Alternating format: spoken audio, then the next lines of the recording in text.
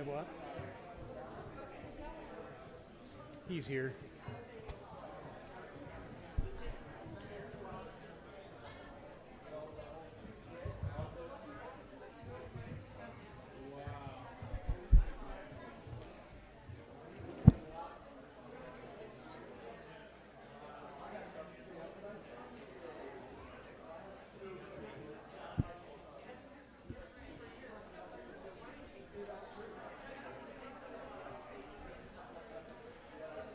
Welcome to City Council meeting, everybody. Good to have a full crowd here tonight. Council, this is what you bring out, you know. All these people, they come to this meeting. I can't imagine what they're here for. There might be a couple different groups, and we're glad to have you here. Welcome. We have a full council tonight. Glad to be with you. This is our last regular meeting of the City Council for 2018. Hard to believe, isn't it, Council? Crazy. Quite nice to believe, did you say? Okay. Well, let's get started, if we could, with an invocation by George Whitehead, who's representing the Interfaith Council. And after George, we will have the Pledge of Allegiance led by, see if I get this right, Coben Griffith. Did I get it right, Coben? Troop is at 1761, and he will be joined, he's the senior patrol leader, he'll be joined by fellow scouts in his troop, and we'll introduce them after the pledge. But so George and then Coben and scouts.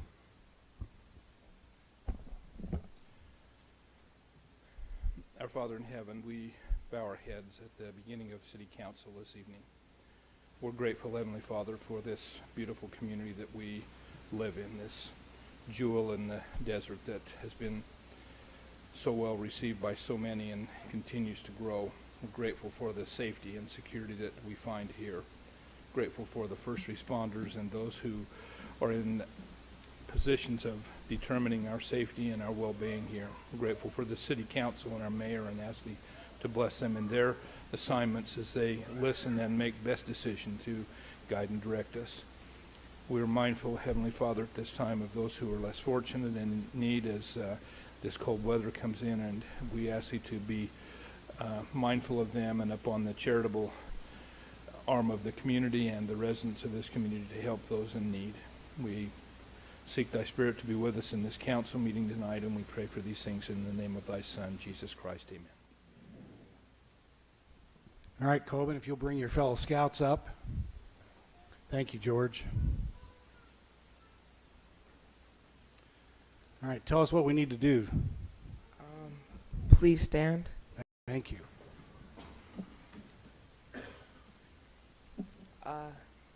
Please repeat the Pledge of Allegiance.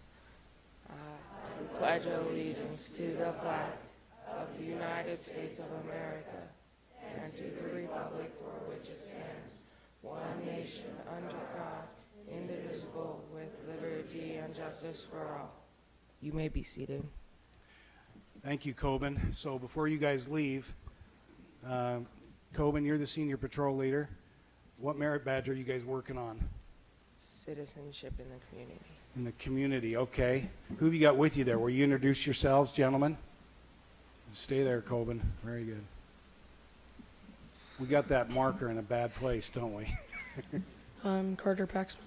Carter? Yep. I'm Slater Stocking. Nice to have you here, Slater. So, let's see. Councilman Hughes, what should we make these guys do while they're up here?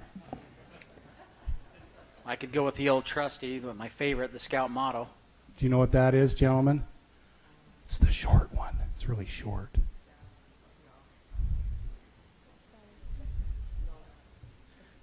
Put them on the spot. I always huh? remember it because there's two T's in motto and there's only two words in it. Good work. That's how I remember it. Yep, Yeah, you're there. so remind us what it is, Slater. Say it loud. Be prepared. Yeah. That's right. All right. So, but that's too easy. So how about the Scout Law? Got it. That's the long one. Yeah. A Scout is. So turn around and show these guys you know what you're doing. A Scout is. Trustworthy, loyal, helpful, friendly, courteous, kind, obedient, cheerful, thrifty, brave, clean, wherever. And hungry. Yes. All right.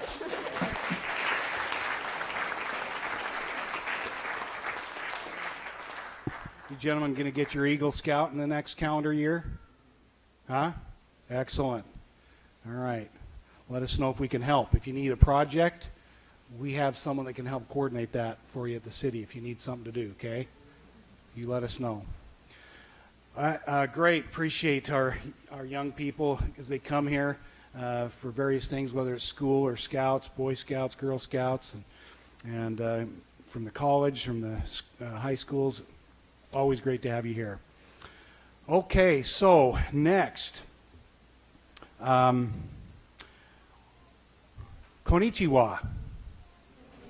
Huh? Genki? Yeah. Genki desu. Okay. All right. So we have with us the Ibigawa delegation from St. George that went to Ibigawa, Japan last month, and we'd like to hear from you. So, Emily, where are you? Emily, there she is. We've got several young people, some of these students, ninth graders all, right, from different schools that we'd like to have. We've got 4 that we've asked to just kind of represent the group. 16 ninth graders went on this delegation.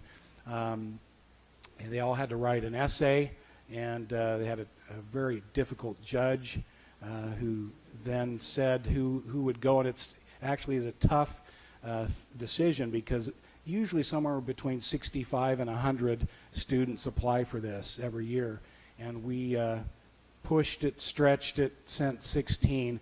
The mayor's only supposed to send 12, and he's a softie, and so we always have to send more. So we sent 16 ninth graders as well as the winners of our marathon to go and run the Ibigawa Marathon or half marathon. And several members of the city council have been previously. Jimmy's been, Betty's been. With any luck, maybe Michelle will go next year, maybe the city manager. Commissioner Renstrom's been before, and we've had a state representative go before. Anyway, we this is such an incredible opportunity. I got to go this year. It's just an amazing thing, isn't it, Jimmy and Betty? Just incredible. So we'd like to hear, let's see if I can get this right. I think we're going to hear from just 3 of the schools. We had one, Tyler Lukengay couldn't be here tonight because he's playing basketball up in Enterprise for, I guess it'd be the freshman team, right, Jimmy? So we've asked Sarah to speak. Let's see, Sarah, I already forgot. Jameson and Sally Sorensen from Dixie. Nicholas Renstrom from Snow Canyon Middle, and Whitney. Where's Whitney? There's Whitney. What's your last name, Whitney? Thomas from Pineview Middle. We're just missing technically this year Desert Hills, but we had representatives from all those schools, and really kind of technically the new Crimson Cliffs. Is that what it's called?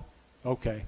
So because of the change in the new school this year, we kind of had really representatives from all 5 of those schools. Didn't have a representative this year from Hurricane Middle. But in that order, Sarah, then Sally, then Nicholas, and then Whitney. Would you just come up and share a few thoughts from your experience in Ibigawa last month? Sarah? Speak right into the microphone. And we've got these pictures going, as you can see, all the time. We won't have any presentation formally with that. Just wanted everyone to see some of the stuff that happened there. So Sarah, tell us what you want to say in 2 minutes. Being able to go to Japan with the group that I went with was very wonderful. It was such a fun experience that I'll never forget. And I loved just going there and seeing all the differences between the United States and Japan, and all the people there were just they were so kind and welcoming and generous, and everything there was just so beautiful and lush and green. And I loved going to see the temple and the castle and just everything because it had that natural beauty, and it's shown through the ages, and I loved learning about the history and the culture there. Everything it was just so wonderful, and it was a wonderful experience. I was really thankful for. So, Sarah, what do you think of your host family? Because we stay with host families, those of you that aren't aware of this, that just take us in.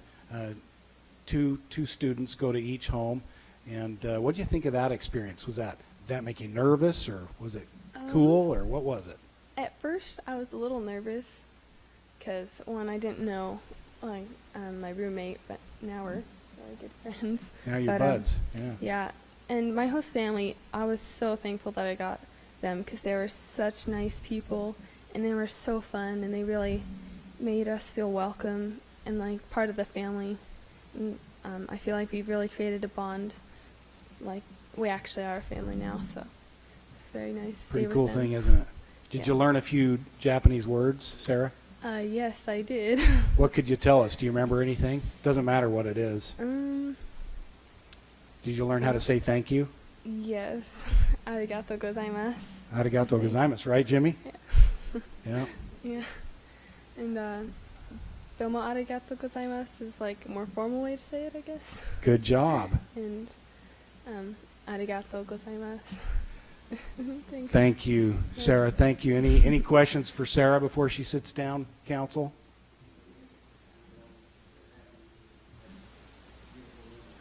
Yeah. Thank you, Sarah. Thank you. All right, Sally.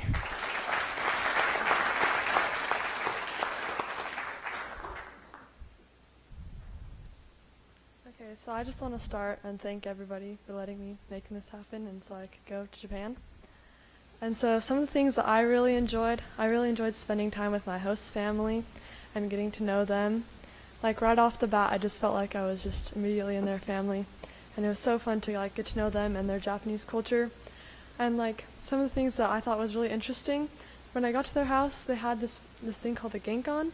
And it's like right in their house, and it's kind of like an entryway. And you have to take off your shoes in it.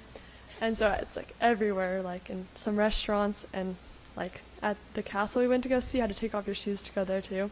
I thought that was really interesting. And so they're so clean and they're just so nice and friendly to everybody. And I really enjoyed trying their food and just really getting to know like their culture. I thought that was really fun. So yeah. Thank you, Sally. How about some Japanese? You got anything for us? One word that I remember is Yakuba. That's town Town hall. Yeah. Yakuba. So Yeah. yeah, that's where I Good memory. Yeah. Any questions for Sally, council? All right. Thank you.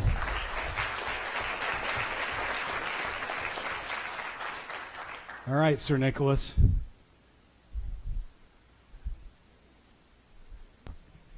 So, when I first was about to go to Japan, I was kind of scared. I thought that I might starve for a week just eating raw fish and rice. It's going to be, like, miserable. And my sister was telling me these, like, the toilets are totally different. I was freaking out. But the Japanese people were really nice there. They just wanted to do a good job of hosting us. They threw us a barbecue one night. It was amazing. It's truly a once-in-a-lifetime opportunity. I know that I'll never forget the memories that I made there. What was I going to say? Oh, yeah. I'm really glad that we can keep this tradition with Ibigawa, and thank you all because you all made the decision to let a group of kids go to Japan and get out of school. Did you see that? Zach and Allison? Okay. Yeah, so it's just amazing to go and see Japan and all their different yet wonderful customs. And yeah. Excellent, Nick. So any Japanese words you picked up that you want to say? I know bus is bus. Very wise. All right. Arigato gozaimasu.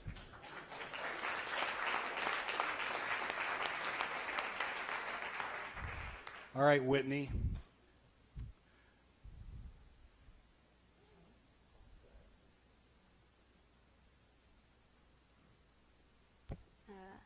They like to say konbanwa in Japan for good evening. good evening, so konbanwa. How'd you do, Patrick? That's pretty good, wasn't it? Yeah. I really enjoyed Japan. I think it was the most amazing experience I've had in my short life so far, and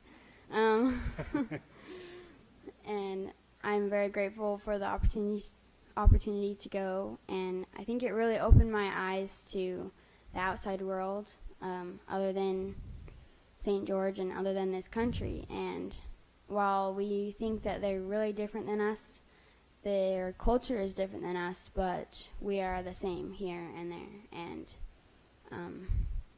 I thought to see a new country and a new culture was very exciting. And one of the evenings we had a barbecue where 3 of the host family moms got together and planned dinner and fireworks after. And so 3 of the host families got together, and that was really fun because we got a chance to bond with other Japanese kids. And an interesting fact I learned there is they played Jenga with chopsticks. So they try to get the pieces out with chopsticks instead of with their fingers, so it's kind of difficult. But they tried to teach us, and we failed miserably. But Japan was wonderful, and I would definitely want to revisit that country if I ever had the chance to. So. Thank you, Whitney. Any questions for Whitney? So, Whitney, as we left, drove away from City Hall there, what happened? Well, they all came to wish us goodbye, and they were all huddled around the bus, and my host family mom talked to me and said, "You are my daughter now." So they accept us into their families, and they trust us immediately when we get there.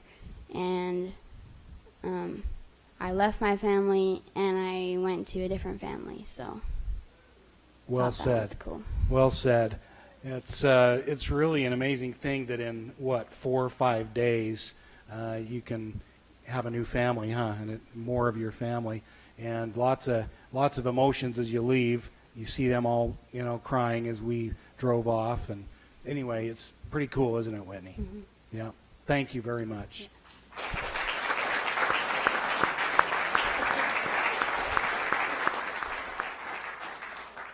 So we had a great opportunity to have Patrick Gasco with us this year, and this is kind of his business. He hosts student exchanges from Japan to St. George, not just from Ibigawa. He does help with that in his organization. In January, they'll be sending the Ibigawa students here. And so, Patrick, would you come forward just for a minute and just maybe talk a little bit about what this maybe means as, in your perspective, and how we could help as citizens? Sure. Yes. Thanks, Mayor. As Mayor said, I've been involved with these exchanges for 30 years now. And the very first time that the marathon came over, I was actually involved and been helping with that. And about 15 years ago, we started bringing students. And I probably bring 500 to 600 students into the area every year.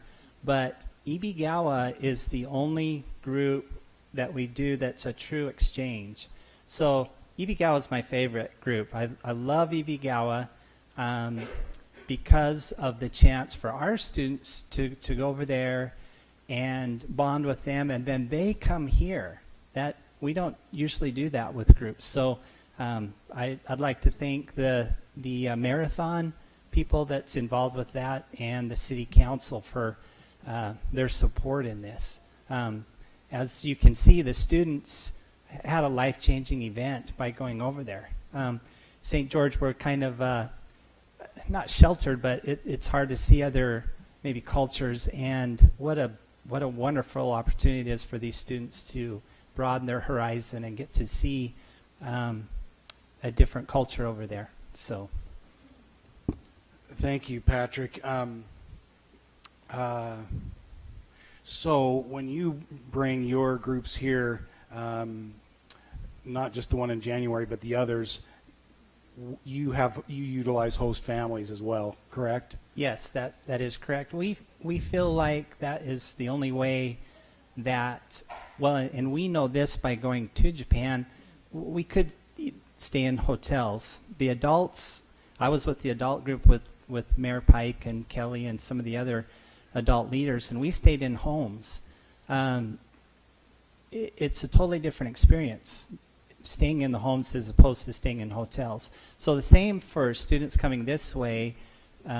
We feel like for the students to actually get to know our culture and our little slice of heaven here in southern Utah, it's the only way to do that. And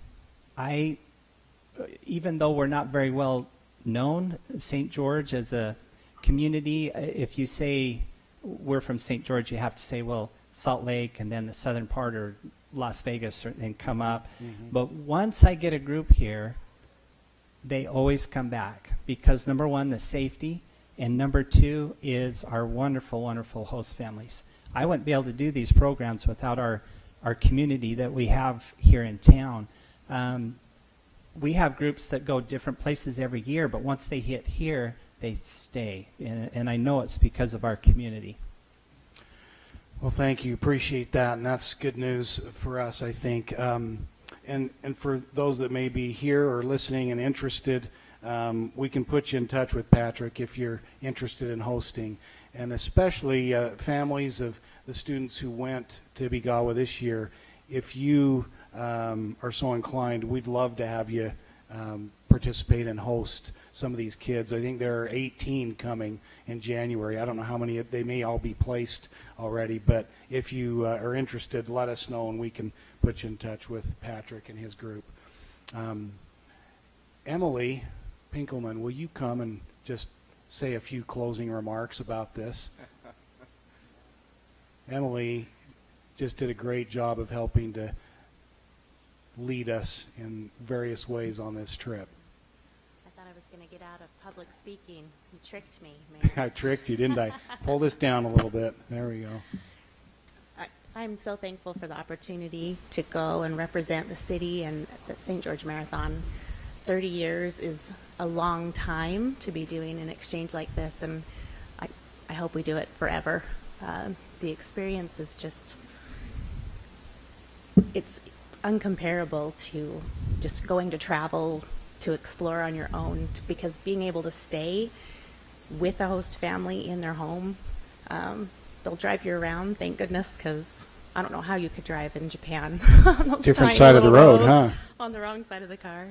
Yes. It was just so neat to really experience what it's like to be part of their family, cook dinner with them, help them clean, help with some chores. It was just something I'll never forget, and I'm so grateful to have experienced. And I definitely want to host families, students, anyone that wants to come here and try to help give that same experience to someone else so they can see what it's like in a different country and see how similar we are everywhere. There's good, fun families everywhere, and ours is just getting bigger with experiences like this. Well said. Thank you, Emily. You know, one thing to note, thank you. Yeah. One thing to note, this is, the way this works for these students is they pay half of the cost, and the other half is paid for through marathon entry fees.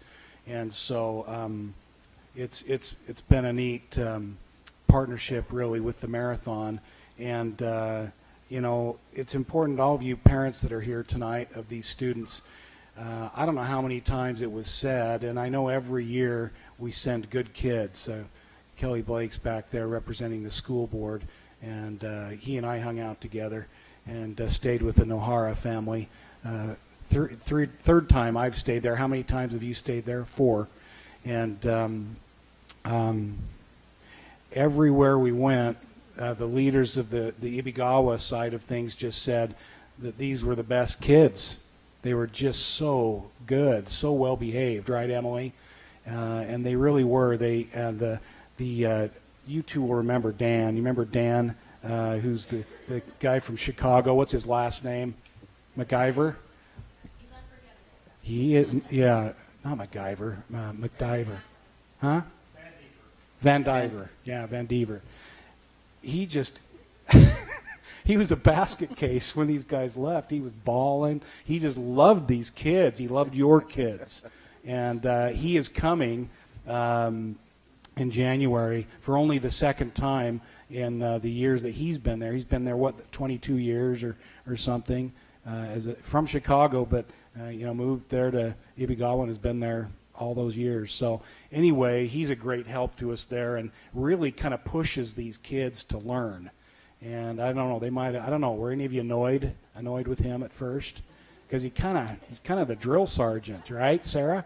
And but in the end, I think they appreciate it because they get more than just a trip. They learn some things about that culture and to appreciate it. And the other thing is, this hasn't always worked, but the students got to do things with the same students that will be coming here in January. So that was fun. And they had to sit by each other on a long bus ride and interview each other. That was one of the things, right? And I thought that was great. Kind of forced you to, get out of your comfort zones a little bit. So anyway, I think it was great. I know that the runners enjoyed it. We had, let's see, Riley won the half marathon, who was one of the winners of the St. George Marathon. He won their half marathon. And on the female side of the half marathon, we had first and second place, Sylvia and Jane. Yeah, first and second place. And then you ran the marathon. Did you run the? You ran the half.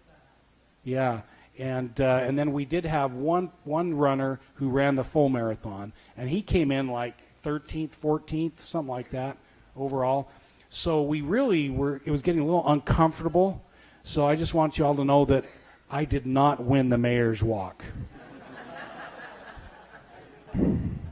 So we didn't want an international incident. But anyway, it was a lot of fun. I will tell you, Council, that the mayor of Ibigawa, he peeled off after only a couple blocks. So he didn't walk the whole thing. No, couldn't finish. Anyway, but he is a great mayor. We had a lot of fun with him. And he came here in October. So it is an incredible tradition started by Mayor Carl Brooks 30 years ago.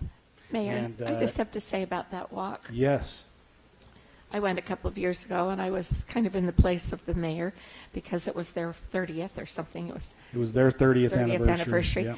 And I was just bewildered because I didn't know what I was supposed to do. And if they bowed at our flag, then I bowed at their flag, and it was the circle. So I just looked for the circle and kept bowing. And anyway, I tried to do my best. But the mayor's walk was just amazing because he and I started out, and all of these cameras, and it was because it was their anniversary, but they were taking pictures. I felt like a movie star. And they even brought a movie star. She got out of a car and came and walked. She was there again this year. Walked with us. And for a little while, I thought it was me that everybody was just waving at. And so thrilled to see. Well, it wasn't. It was the movie star right next to me. But anyway, it was really fun. That was a fun thing. And I did finish. Awesome. Yeah. Way to be. And, it's funny, when Commissioner Renstrom went, they were trying to translate, as I understand it, what commissioner meant. And it was like, he's like the mayor, only he's like over the whole land, And so he's like, ooh, they're all governor. He's like a governor. And so anyway, they still remember Commissioner Renstrom. Yeah, Governor Renstrom. Anyway, we appreciate all those that take part in this and hope that we can do it for many, many years to come, forever, as Emily said. So let's do this if we could. First of all the students that went, will you stand up? We want to see you. Hey, there we go.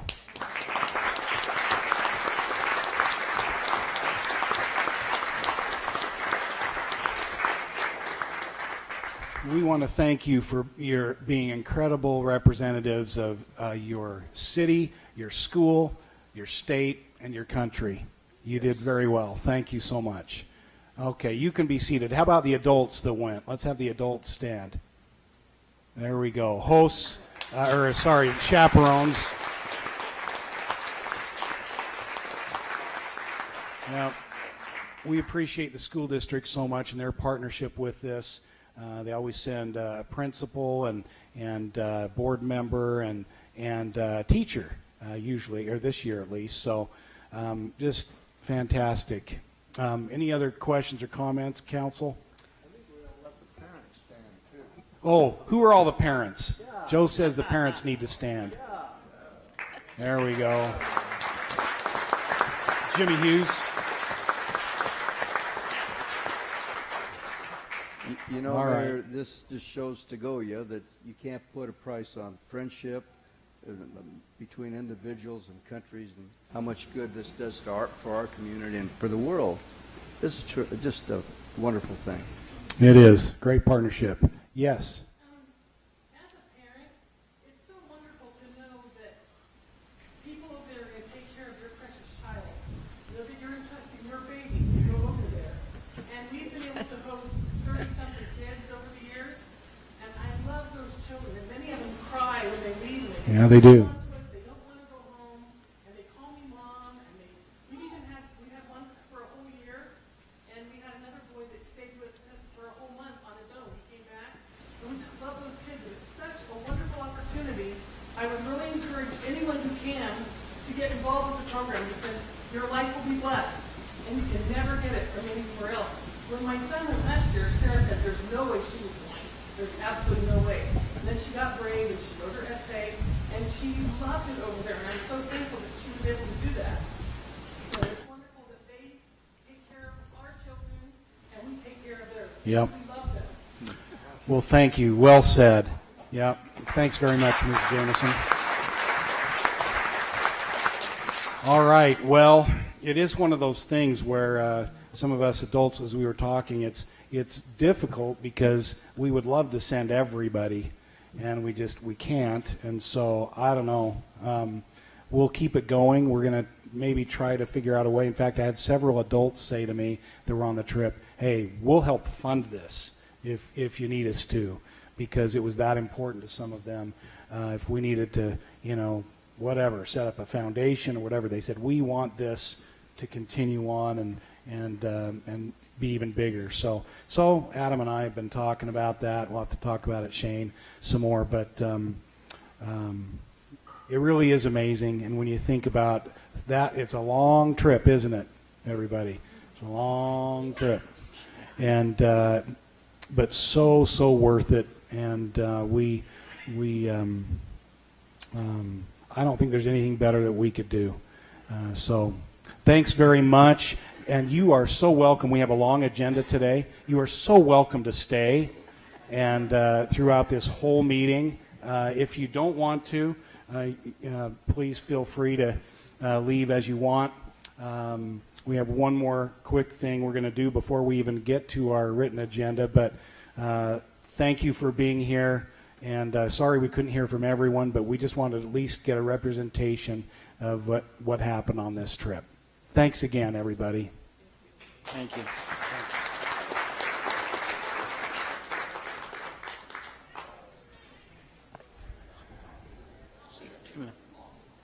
Okay. Give me just a minute, okay? Where's Kyle Case? There he is. We would like to just give Kyle Case an opportunity to give us a quick update or recap on the Huntsman World Senior Games. How many, Kyle, was it this time? Yeah. Number? Well, first of all, Mr. Mayor, thank you very much for the opportunity in City Council. What a privilege to be here tonight, and especially to share a few minutes with this incredible program. This is one of the amazing opportunities that we have to introduce St. George to the world through this marathon exchange on both sides of that equation, where we send the best of what we have to Japan, and of course we get an opportunity to receive in the exchange, our Japanese friends back, and what a great program, and we're very proud to be another opportunity that we have to share St. George with the world. And Mayor, as you asked, we had a fantastic year this year.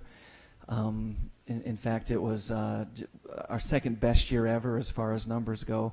And I do want to share maybe one or two things with you. I know you've got a full agenda and we're all busy, but really the reason I'm here tonight is just to say thank you.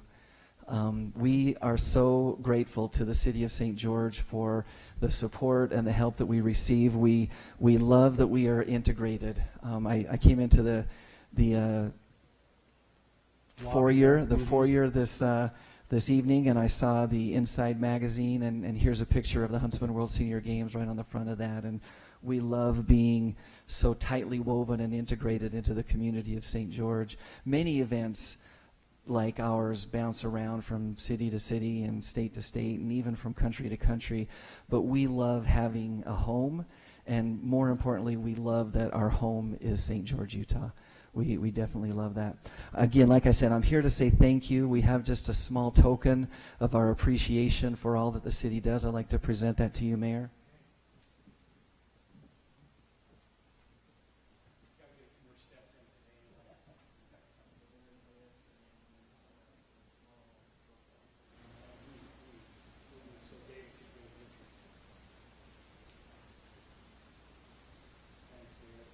Thank you, Kyle.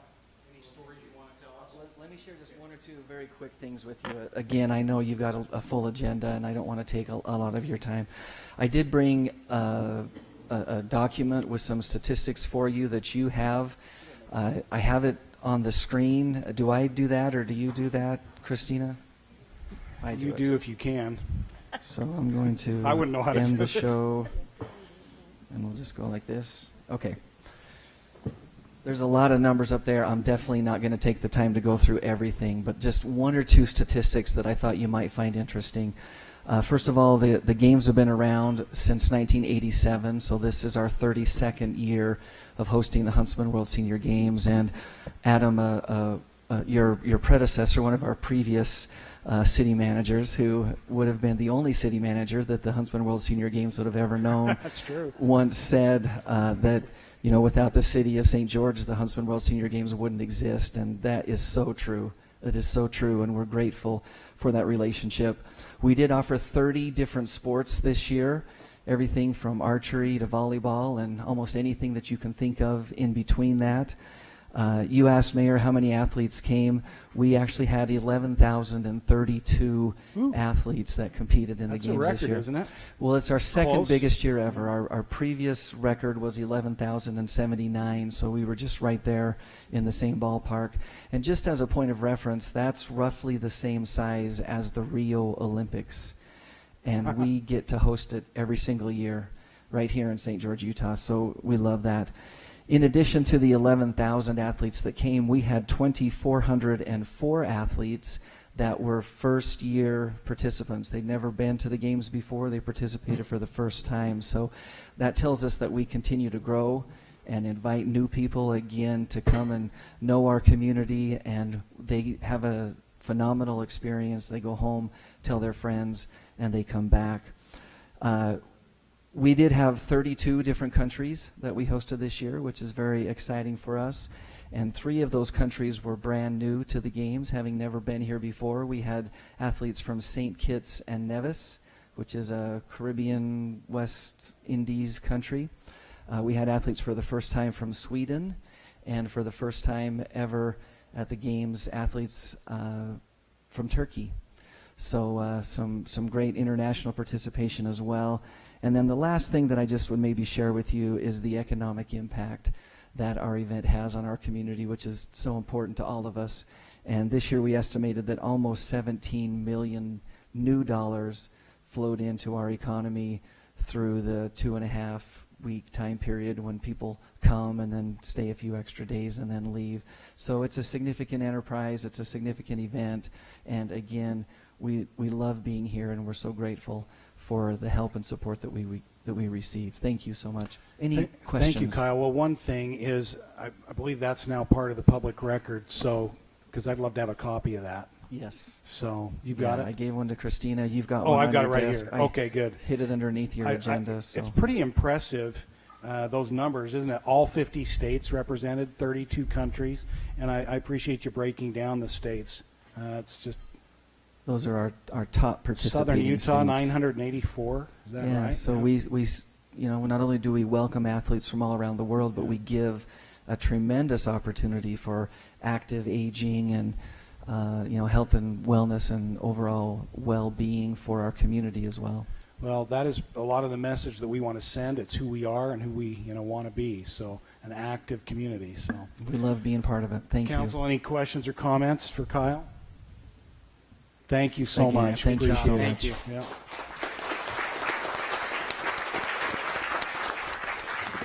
Okay, so now, before we start our written agenda, folks, we have one more thing. Somewhere out in the hall there's a group of young people who drove down from SUU. This is I believe the SUU Institute Choir, and they're going to sing us a couple numbers. So come on in. There we go. And why don't you, wherever you want to be, but probably, how many of there are? Yeah. Oh, can you, just stand so we can kind of see you and they can see you as well somewhere. Like maybe there. Yeah. It's not sacred. You can scooch up here a little if you need to.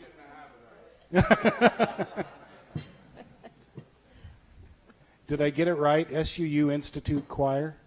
Part of you? No. Some of us are actually, we're at SU's acapella group. Oh, okay. We're called Red Harmony. Red Harmony.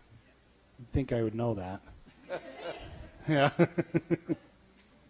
Okay. We are ready.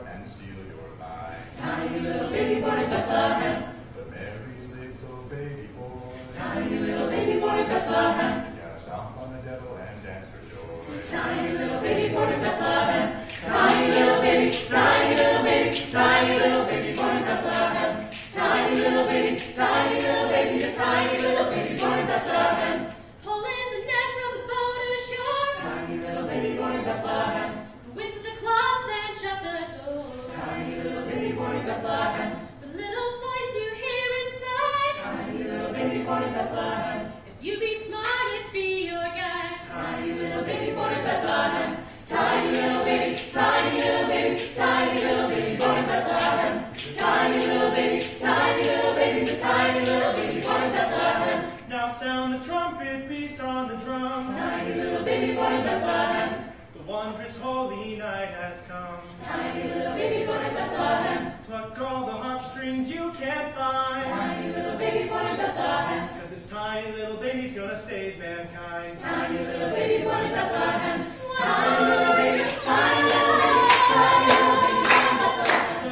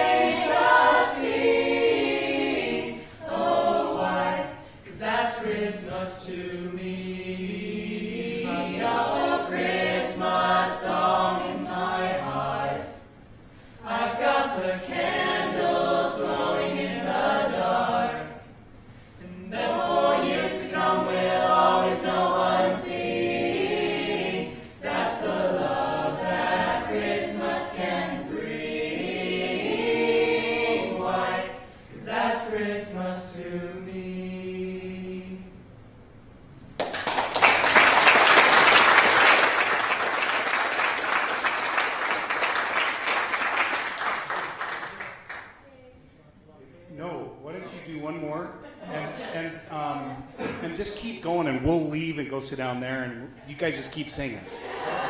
No, maybe one more, but thank you so much. Appreciate it.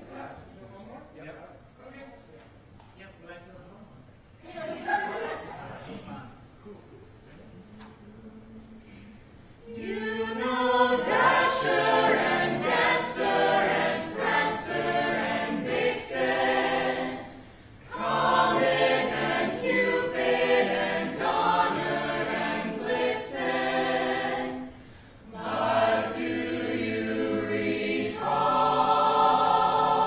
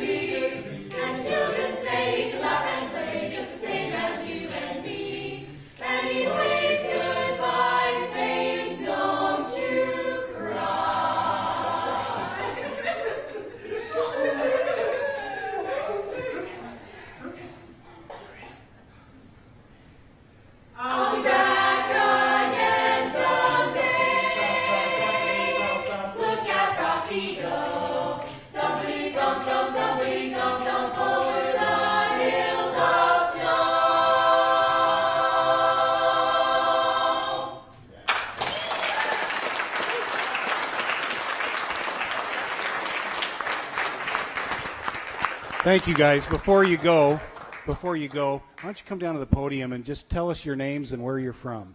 Will you do that? Right there. Yep, right there. In front of it. In front of it. Face us. Yeah. But to the mic. I know. It's very confusing. Yep. Good? Okay. Yep, you got it. See Okay. that? Well, hi, I'm Nick Peterson. I'm from Payson, Utah, going to SU right now. Was there anything else you guys want to That's know? good. Okay. Yeah. All right. Thank you. Nice base. I'm Emma Porter from Kaysville, Utah. Oh, Kaysville. Yeah. Uh-oh. I'm Mary Pike from St. George, Utah. Hi, Mary. Mary. That's our Mary. She's our Merry Christmas Mary. Her birthday is on the 15th of December. So you all know now. Okay. All right. My name's Connor Thornton. I'm from Las Vegas, Nevada. Nice to have you, Connor. My name's Eliza Corrington, and I'm from Syracuse, Utah. Awesome. I'm Caitlin Fries, and I'm from Tremont, Utah. Awesome. Other end of the state. My name is Brendan Hepworth. I'm from Sunnyside, Utah, near Price. Gotcha. My name is Kate Winsens, and I'm from Fort Worth, Texas. Oh, welcome. I'm Kylie Nilsson. I'm from Eagle Mountain, Utah. Eagle Mountain. Oh, Adam knows Eagle Mountain. Yeah. My name's Colton Elmer, and I'm from Colorado Springs, Colorado. Awesome. Well, thank you so much. Is it Red Harmony? Okay. Now I know. Thank you very much. Appreciate you coming down to do that. Yep.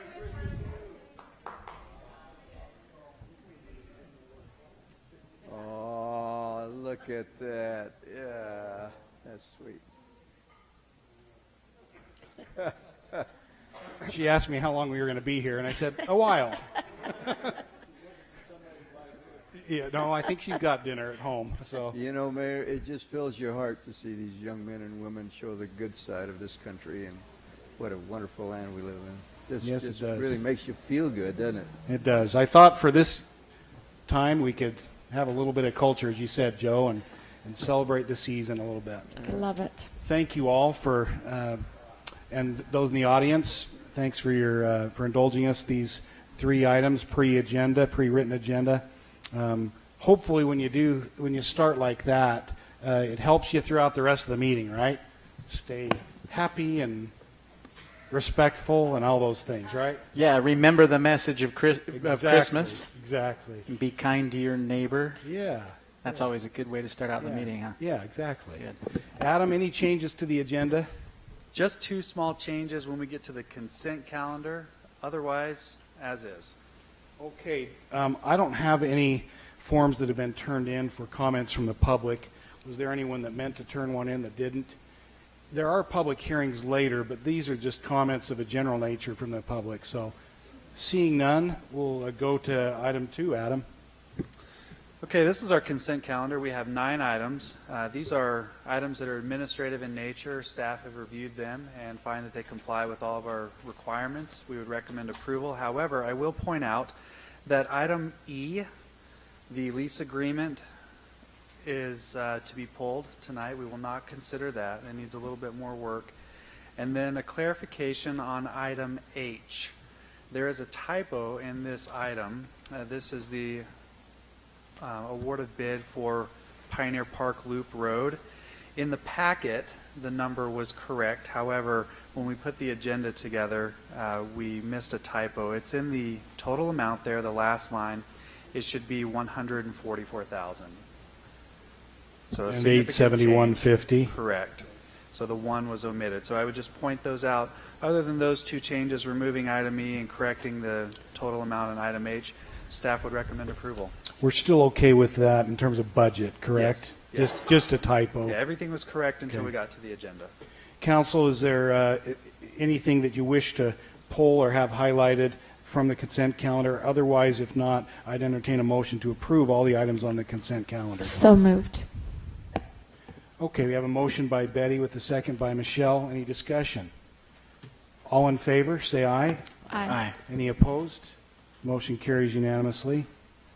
So next up is a presentation of our Consolidated Annual Financial Report, or the CAFR, and Trevor's going to give us some background. So I put on the agenda as a presentation and approval of the CAFR report.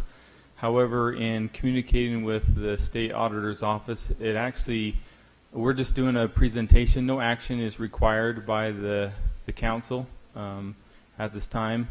So that's just a minor little change. But I have asked Steve Palmer with our external auditor's office, Hinton Burdick, CPAs, to come and present and give you a song and a dance. No, I'm just kidding. That'd be good, Steve. He's like me, kind of an accountant. We don't really do the song and dance very much. But I have asked him to come and have the opportunity to have the council, hear from him, that comes in on an annual basis and conducts our audits on our financial records, and have you guys have an opportunity to ask any questions or maybe concerns or whatever. But he's indicated that he will be brief, but I want to make sure that you guys also have the time needed to ask any specific questions or have. So I'll turn the time over to Steve. But before I do so, I just want to give a shout out and big thanks to our financial manager, Tiffany LaJoyce, which is here. She works tirelessly during this season and from July till now, trying to get our financial records and everything compiled and make sure we're in GASB compliance and everything's complete and done. So big shout out and big thanks to her. The city wouldn't be the same without her. She does a tremendous job, so we're lucky to have her. So anyway, Steve, I'll give you time to you. Thank you, Trevor. Thank you, Tiffany. Welcome, Steve. Thank you. And Thank you can do Trevor. a song and a dance if you want. Oh, believe me, you don't want that. Okay. All right. I have to admit, this is the most enjoyable council meeting I have ever attended in my life, and I've been to a lot of them. It was a real treat to hear from those young people that had the opportunity to go to Japan, and also to hear the musical talents of those individuals from SUU. I have a soft heart for SUU. I'm an SUU grad. So good work. Even though we love Dixie, of course. We love Dixie. Well, SUU is our close neighbors. When I was doing my college work, Dixie only had a 2-year degree, so SUU was my alternative.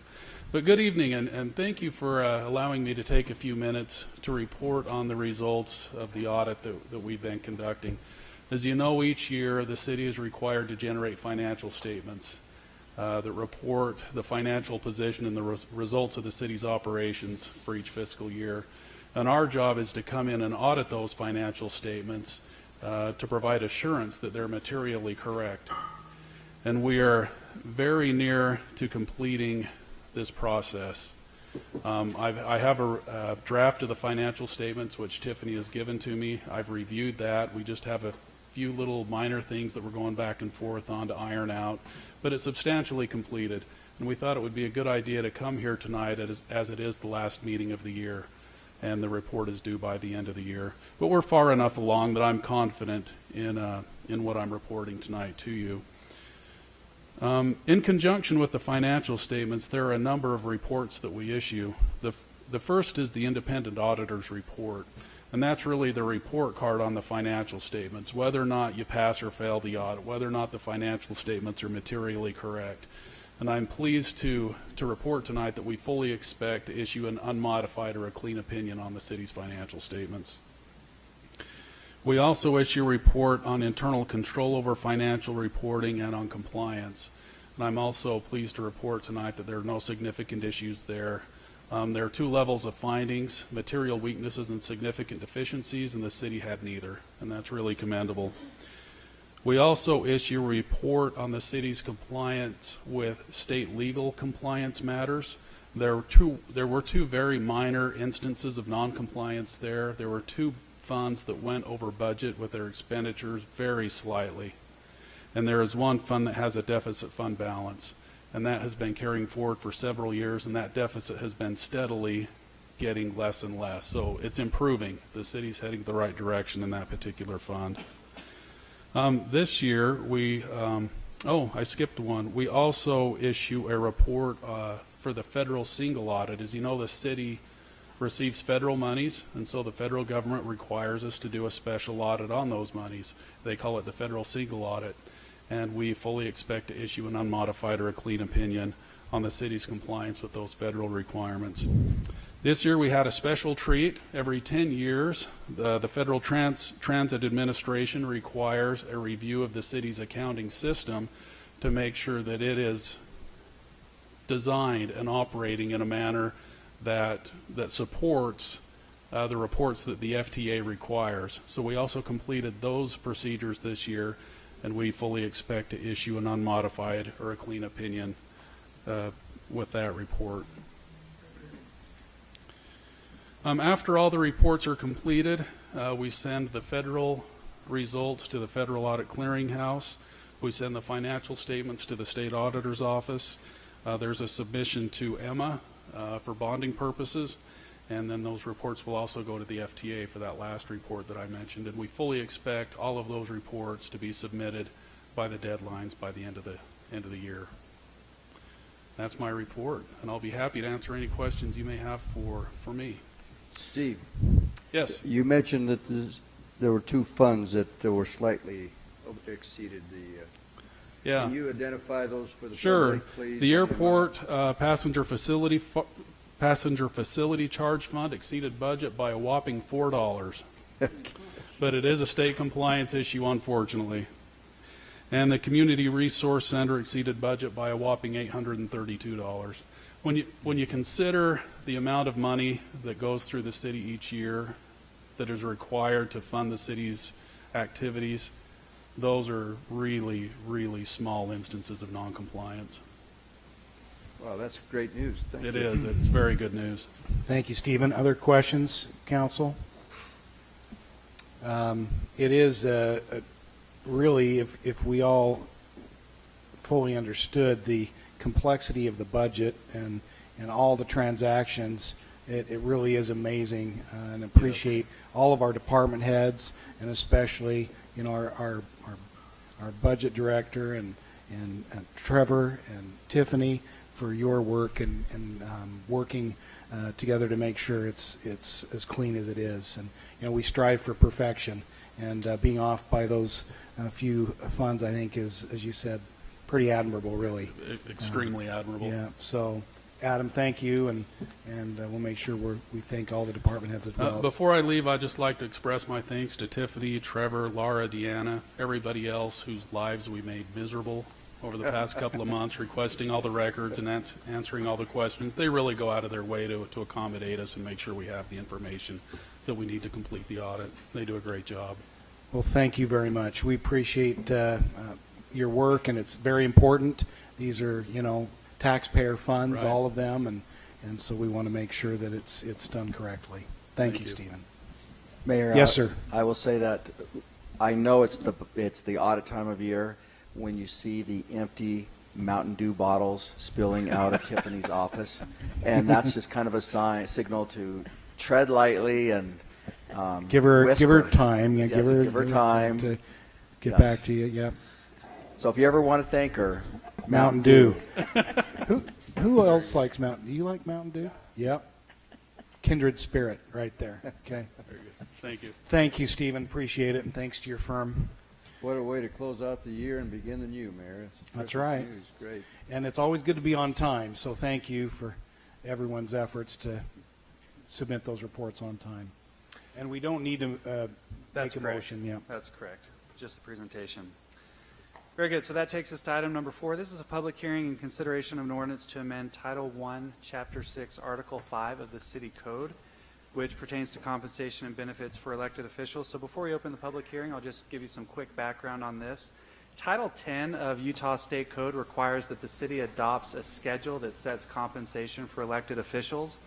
Elected office, of course, is voluntary. Nobody forces you to run, but as in other cities and towns, we do provide compensation to the mayor and to the city council in recognition of the costs that you incur in office, both in terms of money and time. We know that you can't make a living off of your city paycheck, and all of you rely on employment elsewhere to make ends meet. But hopefully the compensation that you're provided offsets the cost just enough so that elected office is something that anyone in our community could be involved with.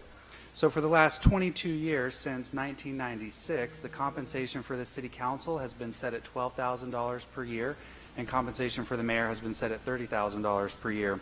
So I thought it was interesting. I checked the Census Bureau numbers just to see what our population was in 1996. The last time we adjusted this, it was 44,000, so about half of what we have today. Of course, the size and complexity of the city has grown significantly, as have the demands placed on mayor and council in your roles as elected officials. We recognize that you're probably busier than ever. With that said, the amounts proposed for consideration tonight are $20,000 per year for city council members and $50,000 per year for the mayor. In preparing this recommendation, we looked closely at comparable cities throughout the state, and we considered their amounts. We took those into consideration. Ultimately, though, we settled on a number that we felt accurately reflects the amount of time that you put into the job. We attempted to be fair without being excessive, recognizing that, of course, these are taxpayer dollars. These are not intended to be full-time salaries. Obviously, if they were, they'd be a lot higher than they are.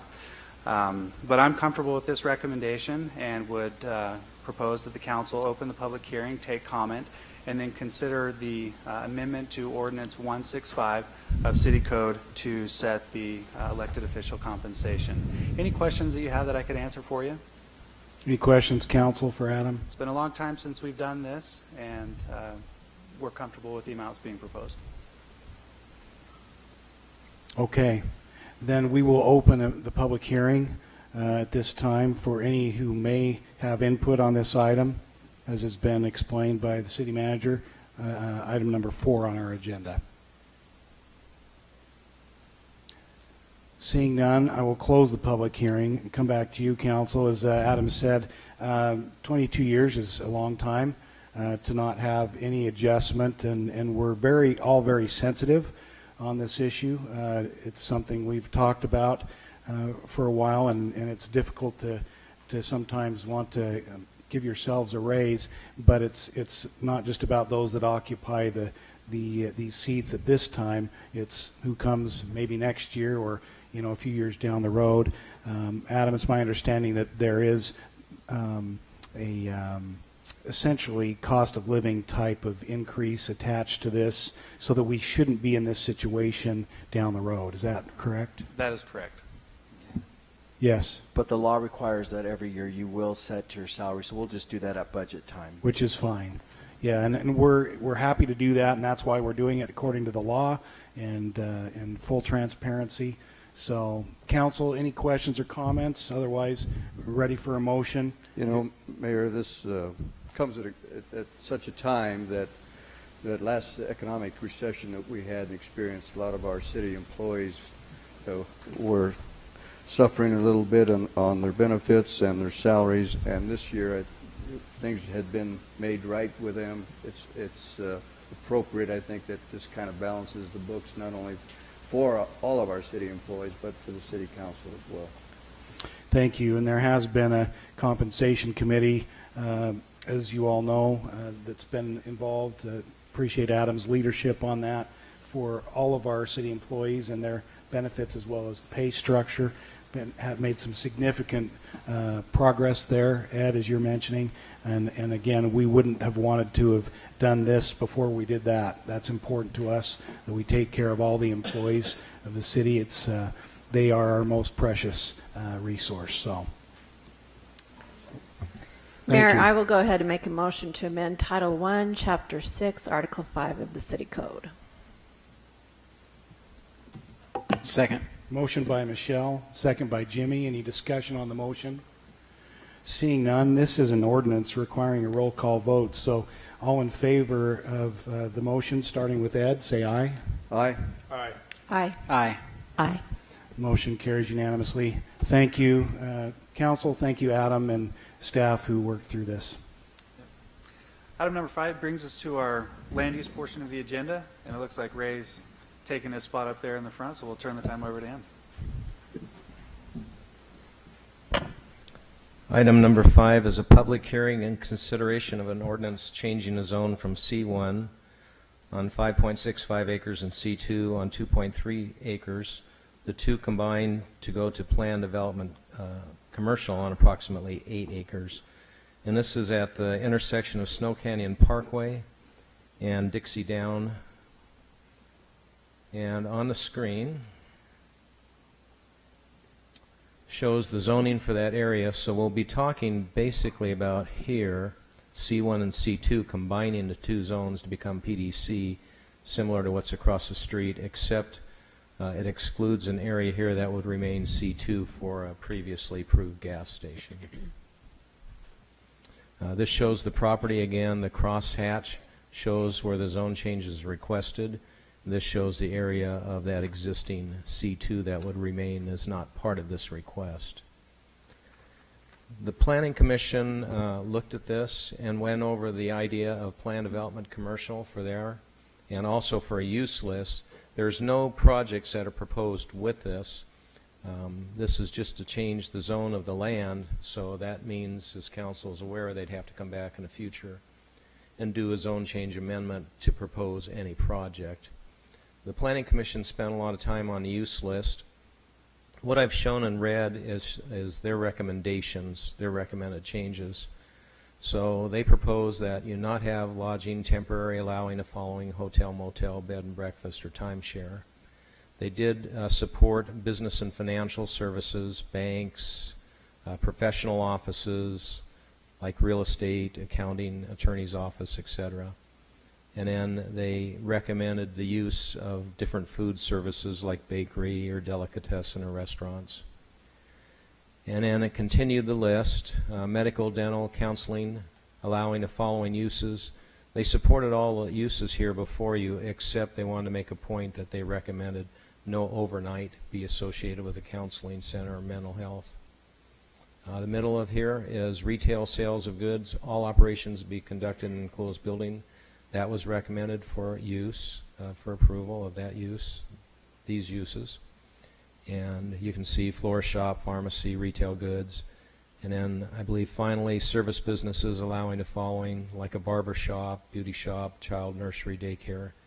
But they had scratched the idea of storage rental units. This again shows the area. This was part of the notification to the neighbors. Zone change, 500-foot radius. And again, you can see that radius more delineated there. I'm going to look at the report. I think I've covered most of it for the council. Again, it's a request to go to plan development commercial on approximately 8 acres. And they had provided written text that's in your packet that was required for any zone change. I've gone over the use list. There was a letter that was sent to your attention from the Turners. I won't read that unless requested. And that basically concludes staff's comments. Questions for Ray, council? You're familiar with this property. Okay. If there are no questions at this time, then we'll open the public hearing for any who may have come, or if we need to hear from the applicant first, anything you'd like to say before we do the public hearing? Yes, Mayor. Thank you for the opportunity to address the council today. As the council is, I'm sure, aware, this is a return appointment for us. We were here a few months ago requesting an alignment of the C2 zoning. And after consideration and discussion, you tabled that motion, and we came back with the plan development zone application, plan development commercial zone application. A couple of things to note, specifically related to the use list that's been provided. You'll notice that the use list that we've recommended is substantially pared down from the approved use list in the C2 zone particularly. There are a substantial number of permitted uses in the C2 zone, which is currently at least a portion of this parcel that we have excluded from this particular use list. I do want to make note of the two exclusions, or the two recommended changes by the Planning Commission. First of all, specifically hospitality. The hospitality uses are currently an approved use in the C2 zone. This is a use that we had hoped to be included, and hope the council will consider having to have it remain included as part of the approved uses for the planned development commercial zone. Reason being is, first of all, when you start to look at the way that our community has really developing, there's a tremendous number of recreation uses on the west side of the county. In fact, if I understand correctly, the number 2 and number 3 most visited destinations in Washington County behind Zion National Park are Snow Canyon State Park and Tuacahn. And we have a number of vacation rental type opportunities for hospitality on the west side of the county, but there's not very many places that would accommodate a hotel or a similar type of a use. And in this particular context, part of the argument is that this particular property hasn't really been available for development until the current property owners acquired it and started moving down that road because of its ownership by Sitla. We just think that there's a reasonable consideration, particularly given that it is a current permitted use in that C2 zone. We think that there's a need on the west side of the county to accommodate the ball fields, the activities that are there, and the tourism that's on the west side of the county. We would consider, ask the council to consider making that change and allowing us to use the include hospitality.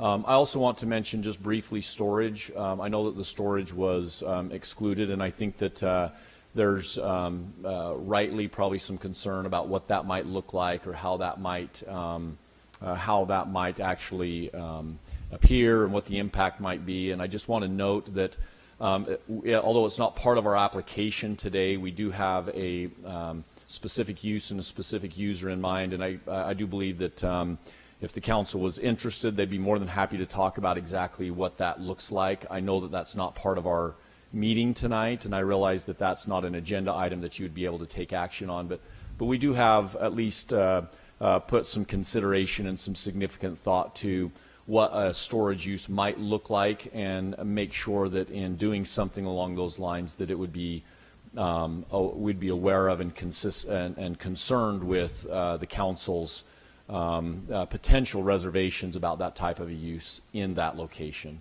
And so anyway, I appreciate your willingness to reconsider our proposal after coming back for a few months.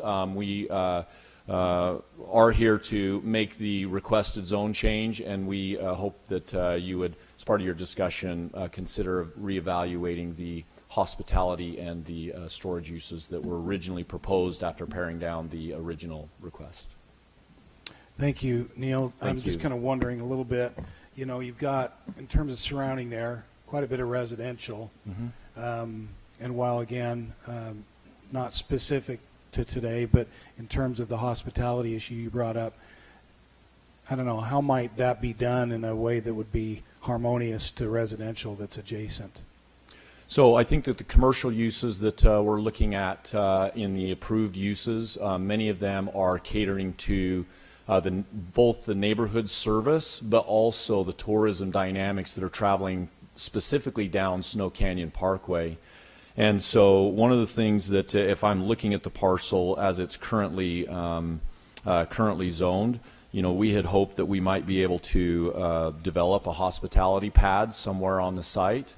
We don't have a specific user or a plan in mind, but we thought that that use was a very appropriate and needed use given the amount of traffic that's associated with the recreation and those activities. In fact, we just had Kyle Case present on the Huntsman World Senior Games, and there's a number of World Senior Games activities that were, again, in this area, but from a hospitality standpoint, if you're interested in staying on the west side of the county, your only option is vacation rental, which we've already made tremendous accommodation for, at least in specifically Santa Clara City and to a lesser extent Ivins. So the hospitality is going there. It's just not going in St. George City today, and it's not in a traditional hospitality format, which is, again, why we'd ask that it be reconsidered. I wonder, I mean, would it ever be feasible? And again, Sean, I don't know how far we can go in this kind of a thing, but in terms of, when you look at the height and, we think about, we've had this happen in other places near residential. I don't know what that feedback is. I've got my mic off. Is everybody?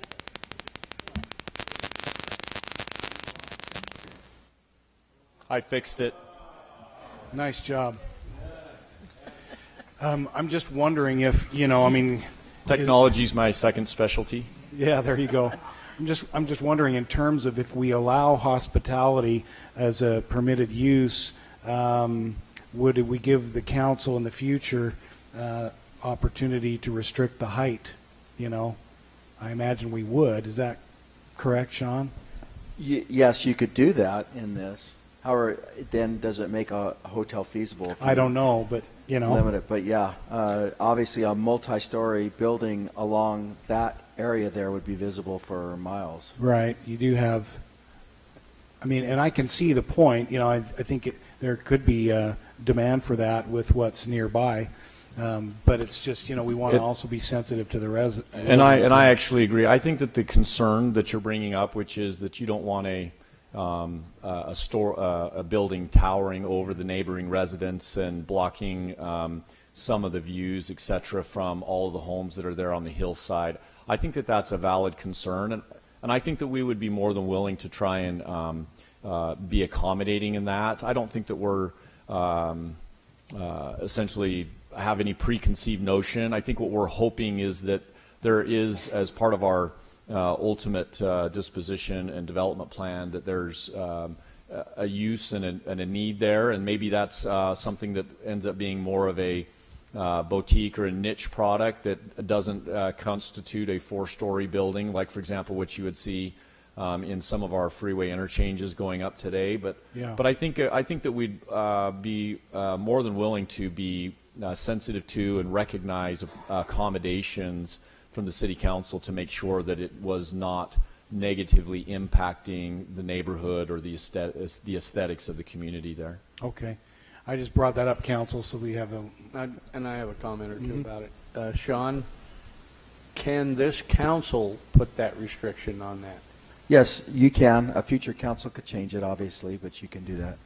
Okay, so currently, John might probably know this, what would be the height 35 with feet. no comment, with no restriction? 35 feet. And you're saying currently, but I just in all fairness, we are changing that, John, to 40. Is that right? Next For month. commercial? 50. Oh, 50. okay. So For I just commercial. want you could still put that 35 feet on now. We are changing the commercial to be taller because in some of those areas, like where a Lowe's or a Home Depot is, they frequently ask for that. But you could still put that at the 35 feet. And again, that's 35 is the same for residential as well. So you could theoretically, not that this is, we haven't made the change yet, but if it were residential, it'd be 35 feet. And I guess the question to Neil is, would something like that even work? I actually think, is it feasible? Meaning, would somebody buy the Financially, ground for that? yeah. I think the answer is yes. In fact, one of the things that we are a touch concerned with is as you narrow the use list, it does limit the marketability of the property. We don't know that somebody will actually build a hospitality product here, but we have had discussions with people, and there has at least been some expressions of interest. I think today one of the concerns that probably all of us have is, how much hospitality is appropriate for St. George today, and I think that's a valid question. But the action that is before you today is maybe less about the absorption at this moment and more about what are the appropriate uses going forward for this property. And so, while today I would argue that probably the most detrimental reason for there not being, for example, a hospitality proposal today is not the site and its proximity to the activities, the recreation, the tourism, et cetera, in this area. It's the fact that we have 17 hotels in the last 2 years that have been built in Washington County, and people are rightly saying, you know what, let's see how this all stabilizes before we make those additional decisions about capital investment. And in reality, the many short-term rentals that have been approved, it's the same clientele in many cases. In many cases, yes. And there's no question that hospitality capacity, the supply has been greatly expanded as they've added those vacation rental, nightly rental, and then, of course, more traditional hospitality units. So, but again, I think that as time goes on, you know, my preference would be if everything stabilizes and it just determined that, you know, 12 months from now that, you know, it's not overbuilt and things are looking favorable for the hospitality industry, that, you know, we would be able to say, yeah, a hotel is a feasible use for this particular site, obviously subject to the requirements of the PDC. Neil, for me, I want to zone in a little bit more on activities that take place. The word for me, hospitality, is pretty broad. I don't want to just look at hotels aspects of it. Okay. The type of activities, the hours. I give you an example. If you have an events place where you're going to have weddings there or activities, I happen to have an events site right close to my home, and they have weddings. I have to experience the sounds of the music throughout the night. There's a cap on the time limit up to 10 or 11 o'clock at night, and on this size of a lot, parking that takes place. So can you kind of give me a little bit better idea of what's going to be taking place? I don't think that we've contemplated all those details. I think that what we've done is looked at the permitted uses that are currently available under the C2 and C1, tried to identify those that we knew the council was not favorable to. For example, substantial outdoor storage that's not clean. We know that there's been some discussions about Circus Water Park. We tried to go through that list and pare down anything that we thought was not really a reasonable use, and if we tried to use the same, at least to my understanding, similar terminology.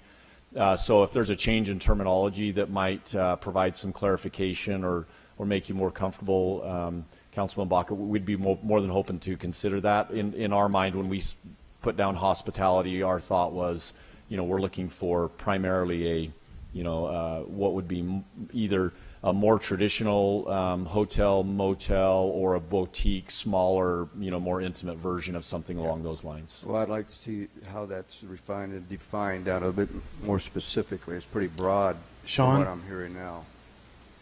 Yeah, we haven't opened it yet. Do we get more specific in our typical zone lists, or John? Well, zone use lists? Not in the commercial zone, for example, but with the could PD, here. you could, sure. Okay. So I think the applicant just said they're willing to go with that if the council were so inclined to. Yeah. Any other questions from the council? Thank you. Okay. Neil. Thank you, Mayor. Appreciate All right. that. Now I will open the public hearing for any who may have come to provide input or ask questions on this item, number 5 on our agenda. Other things, huh? All right, then we'll close the. Okay. Well, Mayor Pike and members of the council, my name is Gary Free. Last time I was here, I was pleased to be here in the meeting and received an award for the city beautification for the storage project that we built on, what street is that again? Riverside Drive. I'm sorry, we have 20 of them, but I know it, but I couldn't think fast. But it was a pleasure to be here, and I was honored to do it and have our architect drive from Las Vegas, and we came down from Salt Lake. And we have 2 facilities now in this area, one in Washington County, which we actually bought from someone else. But like convenience stores and other types of real estate, self-storage has probably changed more than almost anything. And the thing that we found in most of the locations we're doing now are the neighbors. When you look at all of the uses that they can select from, which was done in the council meeting. Council challenged the owners if they could think of any of the uses that are on the list of zoning that they would prefer. The tide tone, we became Susan Boyle, the singer, and everybody's opinion changed. So I'd like to just show the pictures. You've probably already seen them. Some of the people here may be tenants there. But I know that this is not a meeting. I understand that about approving this or not, but I would just like to have the atmosphere open to an open mind, because what we're seeing, it costs us more to build by far. Some of the projects we're doing exceed $10 million now. But of all the uses in commercial, I can think of none that have less visits per property. It's very quiet, and the climate control, the architecture is becoming such that it's equivalent to Class A office buildings in many cases. So I'll show you the one that we did. We've actually been improving on many of the things, because over 50% of our tenants are actually the negotiation done with a female, and they are very particular on architecture, cleanliness, and safety. So I'll just show you the one that we already have here.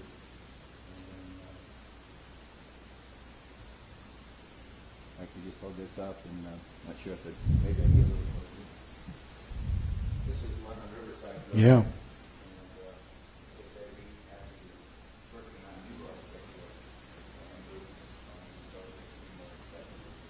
What they become is a very, I would say very good and excellent property, meaning the normal emptiness of property without more cars and cars, we'll have but one snapshot. We'll have all that. We may have whatever, up to 15 cars in a day, which is kind of like most of our residents. So that's a Riverside Drive down by the Dinosaur Museum. And now, I don't know if I agree with our architect in just a few days to come up with some ideas, because they use the colors of Farming's. Mm-hmm. On paper, maybe it's just too bright. So we asked them to do a more brand new. But once again, I look at this as a buffer. It's hard to keep it the nice store. Somebody that are used to this. Really, I like to think of this kind of like Susan Boyle, that if you really look closely at it, it's not a bad thing. When I drive from the freeway and I look at Cedar City and all those older projects, it's a nice thing. That was a different time. We're in a different time now, and these facilities are going in the finest neighborhoods in Las Vegas now. We're doing several projects there. So I know it's not my meeting for this, but I just want that to be open, since the Planning Commission hadn't seen maybe the opportunities that we have here. Okay, thank you. All right, now I will close the public hearing. Council, discussion on this item? So just to clarify, Yeah. we're being asked to approve this as a PDC with the approved uses, but if I understand correctly, Planning Commission struck a couple of those uses that were requested, one of which was hospitality. Was the other Storage units? storage units? Yes. That's what I'm gathering from this. And are we being asked to include both of those in this particular request? That's what I got from Neil's comments. I understood the hospitality was, but I might have missed until this part here, I didn't miss the storage unit. Here's the storage. And these would And normally... also no overnight up here. Right. Sorry. And so these are uses that would normally be allowed in the C2 zone, just to be clear. Is that Well, correct? they took this list originally from the C2 and C3. And so a portion of this property was already C2, Correct. which some of these items would have been already approved Right to be there. able to be. This portion here was C2. So that This portion was C1. They had come to the council and asked to get rid of this dog Right. leg here, make this C1 and C2, and that's Yep. when it was Yeah. tabled. And now we're being asked to make the whole All of parcel all of PDC. it except for Correct. the area right here. No, that won't be PDC anymore. See the shape here? This would all be PDC. This would remain C2. That's what he That said. was the gas that station. corner. All right. Gotcha. But some of this parcel is also C2, But it won't be, it would all be PDC. PDC. Right. which gives us a higher level of scrutiny as to what goes in there. Elevations, materials, colors. And if I could just mention, in the future, any development would have to do a zone change amendment. And if you do approve a use list, you could add other uses in the future It's if true. they come forward. You don't have to look at every use now. It's true. And in regard to the storage, the current ordinance only allows them to be 12 feet located behind a storefront today, and so that would have to be changed in the future to accommodate what that gentleman had presented. Okay. Don't they consider the one on Riverside a storefront? No, that one actually predates that ordinance, and so it would have to be a storefront, and then the units behind it with the limitation of 12 feet in height only.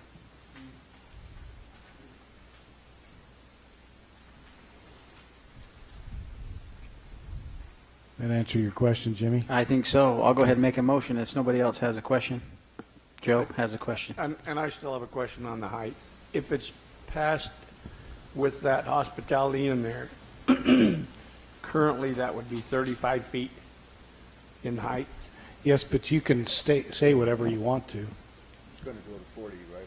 But you could say 35 and it would stay 35 unless you changed it in the future as it relates to this specific I don't really have a PDC. problem with a 35-foot facility there. Yeah, I have a real problem with a 5-story one. yeah. So as Sean said, if you choose to do that, you could make that specification.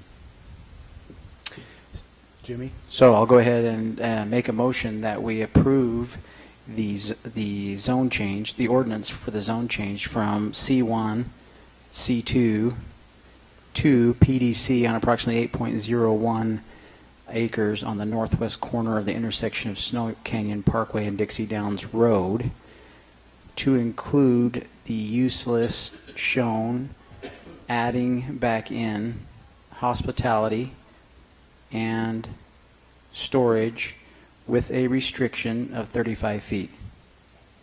For just the hospitality? That's all it'd be required on, correct? Well, Your storage is Storage is a little different. different. was already 12. You can't go higher than 12 feet. They could build an office building or other types of facilities In the that front. could. Yeah, so if you want the massing to stay at 35 feet, you may want to apply the 35 feet on the property. Across the board. Which is, And the applicant stated they're okay with that. and you would recommend that, right? I would. If you're concerned with the massing of the hotel, Okay. then you should be concerned with the office or other types of. So that's the motion. Second. We have a motion by Jimmy with a second by Betty. Any discussion? All in favor, starting with Ed, say aye. Aye. Aye. Aye. Aye. Aye. Motion carries unanimously. Thank you. Thank you. Thanks for working with us and coming back in, taking the Right. time. Appreciate your feedback, and everybody was great. Thank you.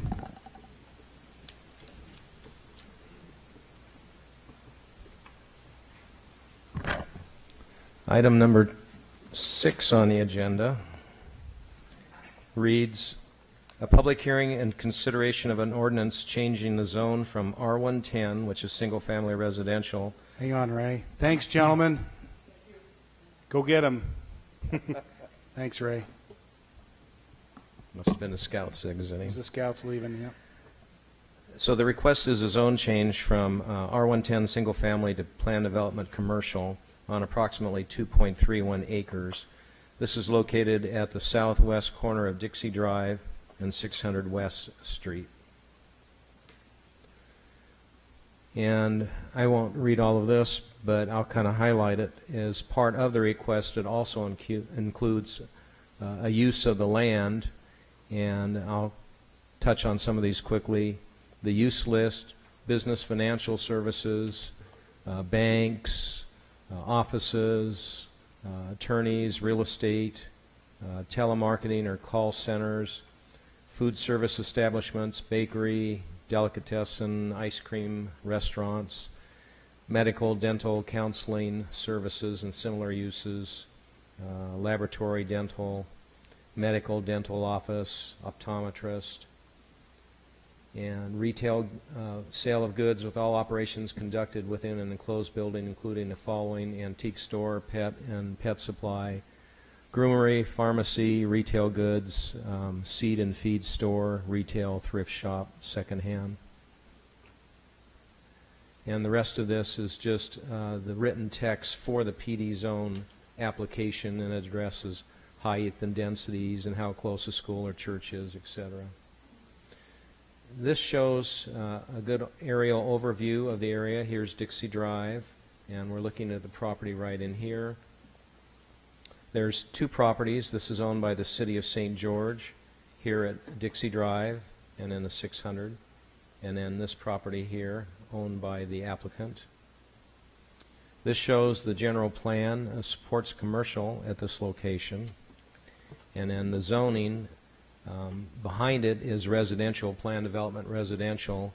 In this area here in front is where they're requesting to go to plan development commercial. A couple views. I assume you're very familiar with the area, but just kind of showing what it looks like. This is 600 West. Here's Dixie Drive. Here's the corner. And again, another view, 600 West, each of these. This is just showing, looking from Dixie Drive in, where you can see the roundabout in a distance, and a little closer view of the roundabout here and here to the property, and again the property in here. This shows ownership, and again a better, larger view of showing the area and the city's corner property. This is the site plan. Again, for orientation, Dixie Drive is here, the city-owned property on the corner. Proposed parking, one building here.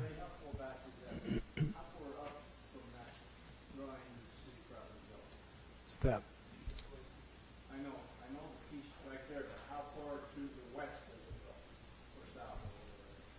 No. If I can jump ahead, I can show you another diagram that might let me just zip here. Oops, wrong direction. So this shows Dixie Drive. This shows what the city owns, and then there's a right-of-way in here that's part of this project that has been requested to be abandoned and be deeded to the applicant. And let me proceed here a little bit more. The city would retain owning this, and it's proposed the city retain owning this area, and then the applicant would like to see if the city is agreeable to abandoning and deeding this area that was former right-of-way. Does that answer your question? Almost, but go ahead and get back where you were. I'll probably come back to you. Okay. So this was a site plan. This was showing Dixie Drive. This is showing 600. And they're proposing two buildings, one here and here.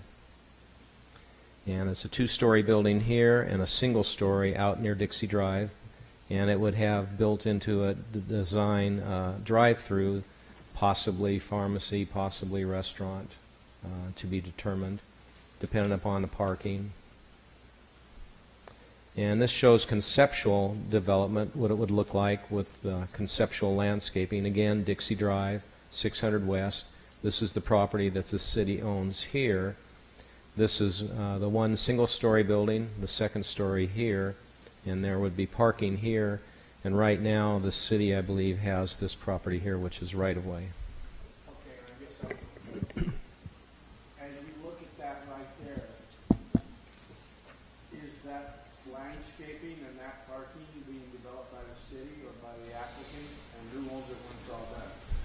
Well, that's a question council's going to have to definitely review tonight. This property would stay with the city. Could you repeat that question? Who's going to own the property? My question was, as we look at that right there, there's landscaping and it appears to be parking on city-owned property. And who will own that later on, or who takes care of it, or whatever? Well, We'll let you finish your presentation. I'm sorry. John, I think there are some issues we need to discuss there. That's a good question. I think it's key to It is, Joe. your consideration tonight. Okay, maybe you'll come back to me later. We will. I think we'll have to. I think We we've will. got to answer that. And staff expects that question. So again, Dixie Drive, 600 West. This is property owned by the city that the applicant proposes to landscape here. This is a parking area that is needed for this building to exist. That has to be discussed with the city about the ownership now and future ownership and maintenance. This shows the proposed conceptual single-story building that would be there at the corner, and the rear and side view and the front and side view, and you can see the different articulation of it and materials. There is a material board there on the counter in front of you that we can pass around if requested. And then this shows the second building, the two-story building that's further back off 600 West, and the rear and side and front and side views. Again, a material board is there before you. So coming back, this is the existing roadway and striping as it is now. And then if we take the same sheet A, the existing roadway and striping, this is trying to illustrate the city owns this area. The red that's kind of outlined here is the area that is the right-of-way that goes through here.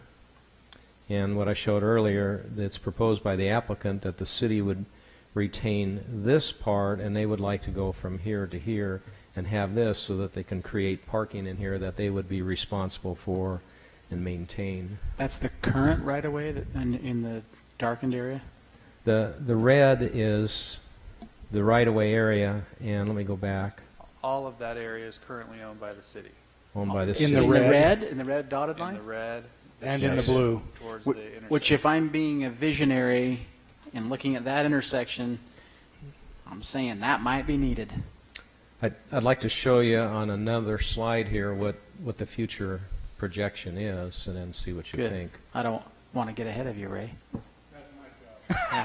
Sorry, Joe.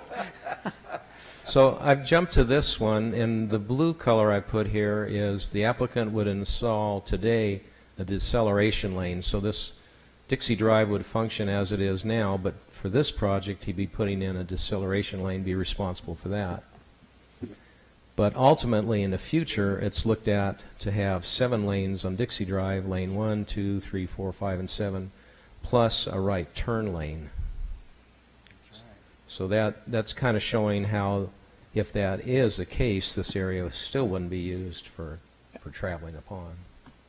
How about 600 West? How wide is it now, and how wide is it? 600 West Is not wide enough. They're showing in this exhibit to go again 7 lanes on Dixie and 5 lanes on 600 West.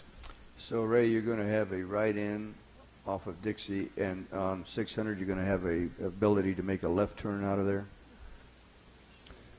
Well, that's a good question. I'll let Wes answer. I think the answer is yes, but let's see. Yes, so what we had them do is kind of lay this out for the 7 lanes to make sure it would even function for the 7 lanes that's, projected in the future eventually. So as Ray pointed out, they would be in the future, I think this is the final layout. Yeah, so in the future, you would have the 3 lanes over here, center turn lane, 3 lanes over here, and then a right turn lane from Dixie Drive into 600. And that's kind of what's the projected 2040 could be possible. So where is the additional property coming from? So this portion right here would be a decel lane into their project right here for that right-in only. So they would be dedicating that as a decel lane. The rest of this, as Ray pointed out, this line and this line here represent the existing right-of-way with the city property. No, but you're widening that road, so it must be going the other direction. Is that right? This way? You No. mean this road right here? Yes. Yeah, so eventually you can see that you'd have to have another lane here. Right. You may have to take up a little bit of the golf course property to We get need that that. built, and then widening the bridge. Okay. Yeah. So we're taking our property from the other side. Yeah, so instead this of our would property this from would this line side. up with the current existing alignment over here, this intersection. So, Cameron and I talked about it, this would obviously be a right turn lane only, and this would probably be a shared right turn also, with this being a left turn. I mean, we just looked at it roughly, but yeah, so any additional lane that would be over here would be a right turn only onto Dixie Drive. We need that today, by the way. Yeah, I know. So the ultimate build out for this road is 5 lanes, 1, 2 center turn lane, and then these 2 lanes, and then they would provide a decel lane off of 600 into the project. So you're saying it wouldn't eat up any of that as shown, with the project that they've shown, or the site plan that they've shown, it wouldn't eat up any of that if this happens? Eat up any of what? The landscaping, the parking? Well, so you'd eat up a little bit of the landscaping right here. I mean, this is at full build out. You'd have to revise some of this, and the city would. I'm going to see if Ray's going. So this is what they would build now. They would build this decel lane. We'd leave this alone for now because it lines up, and leave it at that. But then ultimately, when the city came, back in 2040 is what they're projecting, that this would be required up to about 1600 south when Plantations is built. Then you'd have the 7 lanes come through here, and you'd have to come in and take up some of this landscaping and some of the property here. We just wanted to make sure that with their project, they could accommodate the 7 lanes plus a right turn lane, if the city decided that, yes, they could give up this right away. So sorry, go ahead, Joe. Tell me what is the current right of way for? That you're saying that the city has to give up? No, I'm just saying this right here, years ago, as you probably know better than any of us, this is how Dixie Drive and Tonnequin came together. So when this was realigned, the city never vacated that right of way. They just left it. So it's just dirt? Yeah, it's just dirt. Yeah. And the applicant is asking that the city abandon that and give that to them. I'm not sure why the city would do that. I think that's a question that the council needs to consider. What would we possibly do with it? There's a water line in there right now. So there is. Well, there's water lines all over the city. So But there is a it would be- 20-inch water line that runs right through this. This is not your average water line. Yeah, 20 this is inch? a 20-inch water line that runs through here. But it's not where the buildings are going to be or any of that. Is that correct? Right. It sits in the parking area, and you're correct. Adam, you said give to them. You mean sell to them that property? That's not what's been requested. That's not what's been requested. Well, I just wanted to make sure I understand that. Some of it's city property, some of it's right away, Right. not Right. But it's necessarily. city owned. Right. I mean, They're not it's requesting city owns the right city away owned. Correct. Yeah. So they're not requesting any of the city property here. They're just requesting the abandonment of a large portion of that right away. Oh, yeah. Okay. But that is still city property. Correct. So as we go to 7 lanes on Dixie Drive, the additional width that's going to be needed there is going to be gained from the other side of the street mostly? So we would take, it would take, right now you have that, I believe, let me go back to this. They have that right turn lane right here. Uh-huh. So, well, let me go back one more. So that this lane becomes your 3rd lane over here on All right. the All right. eastbound direction. And then you'd have to provide another right turn lane here that would encroach into that area right there. So, All right. and then there's a break in the curb right here you can see, and see how this kind of jets out like that? And so what you'd have to do is push that right through there and realign that. There's a slope here down into the, Thunder Junction. Thunder Junction, and so you'd have to look at that, but it is projected that that's where that additional lane on that north side would come from for the westbound traffic. Okay. And 600 west to line up with the intersection needs to come from the other side of the road Yeah, it needs to anyway. come from over here, because If I'm looking really at the there's not a picture, lot right? of traffic here. Really the major movement is right turn from 600 onto Dixie Drive. Okay. But that, even though that's part of the golf course, it's not a finished product. No, and- Storage area and so It's forth. sidewalk. Right, I mean, it's sidewalk, and there's some Okay. landscaping. I thought it sloped off a lot more than it did, but as I've looked at it, the slope isn't as drastic as I thought it was on that side.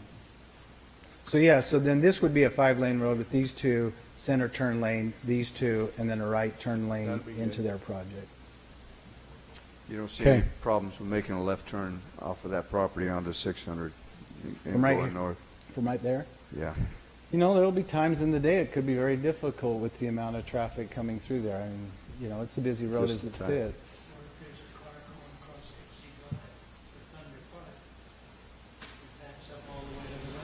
Yeah, there are times during the day that it does back up to that roundabout. So the city also, just so you're aware, is, you know, with this new, with this updated traffic, transportation master plan is looking at the eventual layout of what this should be. Do we keep the roundabout and build it out to 2 lanes through the roundabout, because right now it's a single lane? Or do we do something different and do a lane that comes all the way through like this with this teeing in? I mean, we're trying to look at that now to kind of anticipate, you know, what happens to the roundabout. So Ray, right now it's R110 to be residential in there. Could they? What else could they go in there if it's not commercial? I think this one right now is R110, isn't it? Yeah. So it's a R110. We They can changed do the that master now. plan. And the general plan is commercial. General plan. That's what we did previously, Yeah, that was changed just recently. recently. Right. Some people voted for that. Some people remember they didn't. All right. So yeah, so they'd have 2 accesses, this access here and then this access obviously to Tonnequid Drive. I think we're way off on our 2040 plan. Yeah, it depends on how fast the development happens on either end of that. I think Right. you're right, Michelle. If Tonnequin gets going more, which they're starting to, or if Plantations gets going more, it could Yeah, be the lakes and sooner. plantations, you'll see that come sooner. I hope not, man, that's a lot of, 7 lanes is big. But yeah, you're right, as that develops out there, that's what, when Plantation comes through there and ties into Dixie Drive, you're right. Then I you'll just probably think see our it. biggest concern is the traffic and Right. the, you know, if it happens right there. Probably what's likely to happen need to happen the soonest is the modification there by the roundabout and the right turn lane, because that's where it's backing up in the mornings, because I go that way a lot of mornings. Yeah, and it's backing up all the way through Clear here. up the hill a little bit Right. sometimes. Right. So You know- that's something we've asked them to kind of look at right now, see Mm-hmm. how it's functioning and kind of get some traffic counts out there. Okay. But along with those concerns, I think we probably need to consider the fact that that entire roadway, 600 West, including the roundabout, could undergo a massive reconfiguration as Tonnequin develops. There's going to be a lot of people up there that need to get down. You're right, Correct. Adam. And again, given that property right there at the corner, I think that's a serious question to have to answer, to say, does the city really want to give that up with, you know, so many unknowns at this point? I think we do need to talk about that water line. It's not an average water line. That is a very significant part of our infrastructure. It's a 20-inch line, high pressure. It runs right through the parking lot. Yeah, it runs And right through there. Imagine a repair to that water line. It would shut those businesses down like that for, you know, whatever time it takes to repair the line. That would be, you know, one of the concerns we discussed today with our water department and with Public Works. So that's a consideration. Mm-hmm. How much room do you typically like to have, Scott, to make a repair to a 20-inch water line? Yeah.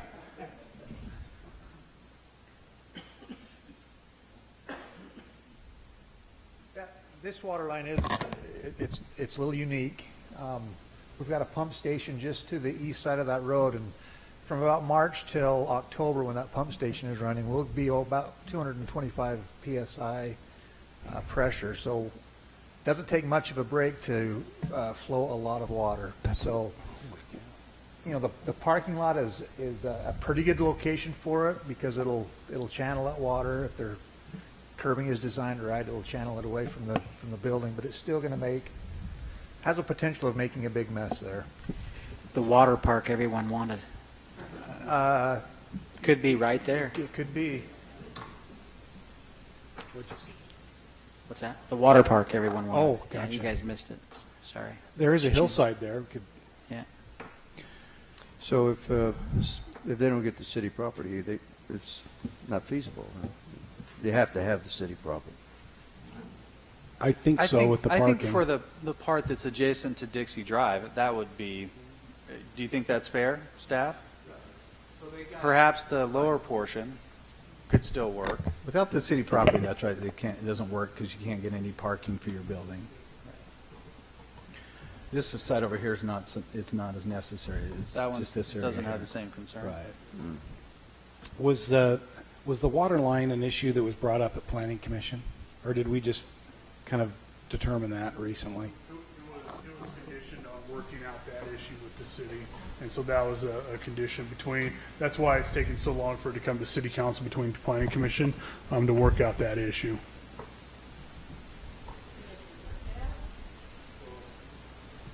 We have an option for you to consider. It was the water line, and then to make sure that when the 7 lanes come through, we've accommodated that so you can have your full build out of your roadway, and make sure that the right of way wasn't necessary to accommodate that. Okay. Adam, any recommendations from the city manager's perspective on this? Yeah, as Sean and I have been talking over here, I kind of worry that we've got the cart before the horse on this one. In my mind, there's a separate action that ought to be considered as to whether or not the city is willing to contribute this property towards any type of That's what Michelle was just deal telling me. here. And I guess maybe as staff, we probably missed that one. And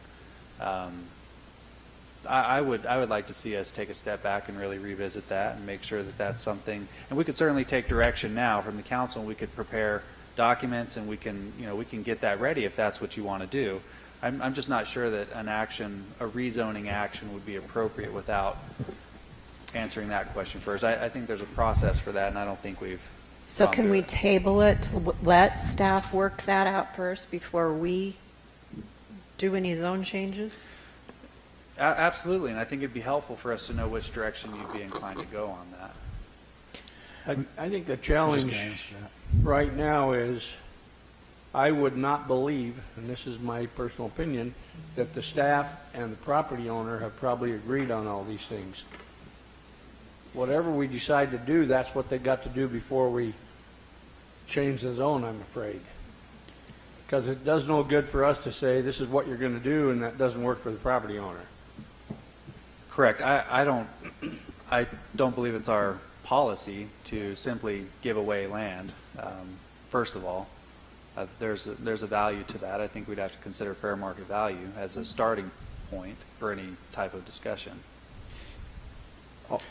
And I would say, though, I would commend the staff for trying, regardless of personal opinion or priority, to try to make something work for a potential property owner or property owner that's trying to make a project work. That's what we try to do. I agree. Yeah. I think that was really good, even though, well, I'll reserve the rest for when you're done with whatever you're going to do. Okay. No, I think you're right. We try to respect those rights of the property owner and say, hey, what can be done here? This one is a tough piece. It's just come with a lot of challenges. And I think that's what our concern is, because it is, the property is unique, and the build-out eventually on those roads is very concerning. And now to know that we also have that huge water line right there. Sean, do you have a comment? Betty? I was just going to ask if this was a public. Not yet. I haven't opened haven't- yet, but okay. we will talk about that in a second. I'm just wondering from staff, it looks like you could almost say this is two projects, and I don't know if I'm calling it the bottom piece because I would say it's south. You'll probably tell me it's west. Yeah. Okay. So if that parcel there, it has its own parking, et cetera, that where it could stand alone, and maybe that parcel moves forward. I don't know if that's an option. Yeah, this lower portion does stay independent, and we could consider those separately, work on this upper portion. If the applicant was interested in that, I guess. I'm not saying that you have to do that, of course. Depending I'm just saying on it's an option. depending on what we decide to do, whether or not we need to have a public hearing now or not. My preference would be that we table this issue for that discussion. That being said, I would also say to staff that although I've been quite against what's happening here because it just seems like there's too much. I like this concept as far as the way it looks on paper. However, it still feels to me like moving forward, paying homage to our previous city manager, no offense, Adam, it kind of feels like 10 pounds of crap in a 5-gallon bucket, or 10 gallons of crap in a 5-gallon bucket. Too much in one place. So how would you feel about it if it was residential? That doesn't seem like it works there either. That's the dilemma. Not at this time. But Yeah. in a minute. Yeah. So, Sean, we've advertised a public hearing for today. I think it'd probably be good that we let the applicant say something and that we have the public hearing. And then if the council chooses to table it, we can do that. And any direction that you want to give the staff, you can. Sean? I would say that because whatever comes back might be different than this, maybe you Continue the public hearing. instead of closing it. Because there may be more, public. Right. And I would agree that it would be fair to hear from the applicant, and they may have some solutions we haven't considered. Okay, let's do it. And then I think continuing the public hearing is crucial. That's right. That's good. The residents nearby ought to be able to come back and say more as if it changes, especially. Well, Okay. and there's another option to just deny it, and that's what I would choose to do. So not table it, but just deny it. Which, when we get to that point, you're free to I make that just motion. thought I'd put that on the Yeah, table. that's true. Okay, so let's hear from the applicant first of all. Whoever is representing, and then we'll open the public hearing. Let's wait till you get up there. Thanks. So we get on the record. George Prado. Thank you, George. Nice to see you all. A few things. We're giving, I understand about land and cost and value. We're giving up all that land up there on the left to accommodate the 6 lanes. Yeah. This is the point where you're talking about. Thank you. Appreciate you. So we're giving up this here, right up through here, and up in the front area also, because this here will eventually, you see this little bump out? Eventually will be a 2-lane going around the roundabout. Maybe. We don't know that. Possibly in 40 years, right? Well, possibly next year. I hope, because I also live there and I drive through here all the time, and I'm constantly putting notes on big trucks, diesels, to please stop parking there, and cars. We've been going through this for over a year to accommodate the city with what we want. I know that the old road, the Dixie Highway there, was pretty much, you guys realigned the road. So that was just left behind. When we went to title and I was doing my due diligence before we purchased the property, they said that that road was a designated road and that the water line was running through there. So after going to all the meetings and going through everything, bless you.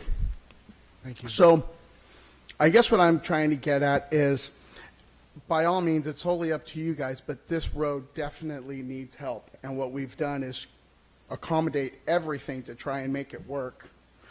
I don't know where I'm at here. Let's see. But, so this here, I don't know which one I'm at. Sorry, guys. You're doing better than most. Good job. All right.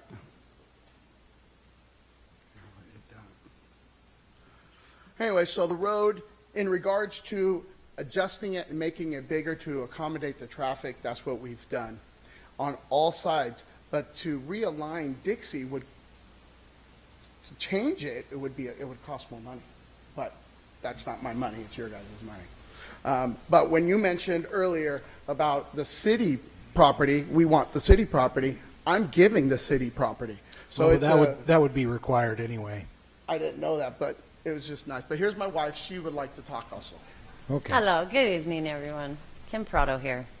I understand this is a passionate subject, and I want you to know that it's passionate to us, too. It's personal. We decided to move our residents over off Tonnequin Drive about 2.5 years ago. And in doing so, we drive past this piece of property every single day. Sounds like many of you do as well. It's been an eyesore for over 30 years now. I used to ride my bike past there to the country club to go swimming when I was 12 years old. It hasn't changed. And certainly the city, with all the improvements and growth that we've experienced, wants to see something different here. This eyesore, it's time to update it. You've spent a ton of money on the All Abilities Park just across the way, and it draws a lot of traffic and attention as well. It's a phenomenal addition to our community. We don't want to hinder the community. We want to contribute to it. What's the highest and best use for this? Commercial? I think so. Residential? That's pretty impractical. But I'm open to hear what the city thinks. What do you think would be the highest and best use for it? If not commercial, what will be? I'm open to it because I'm certain that all of you don't think the highest and best use for this property is a dirt pile.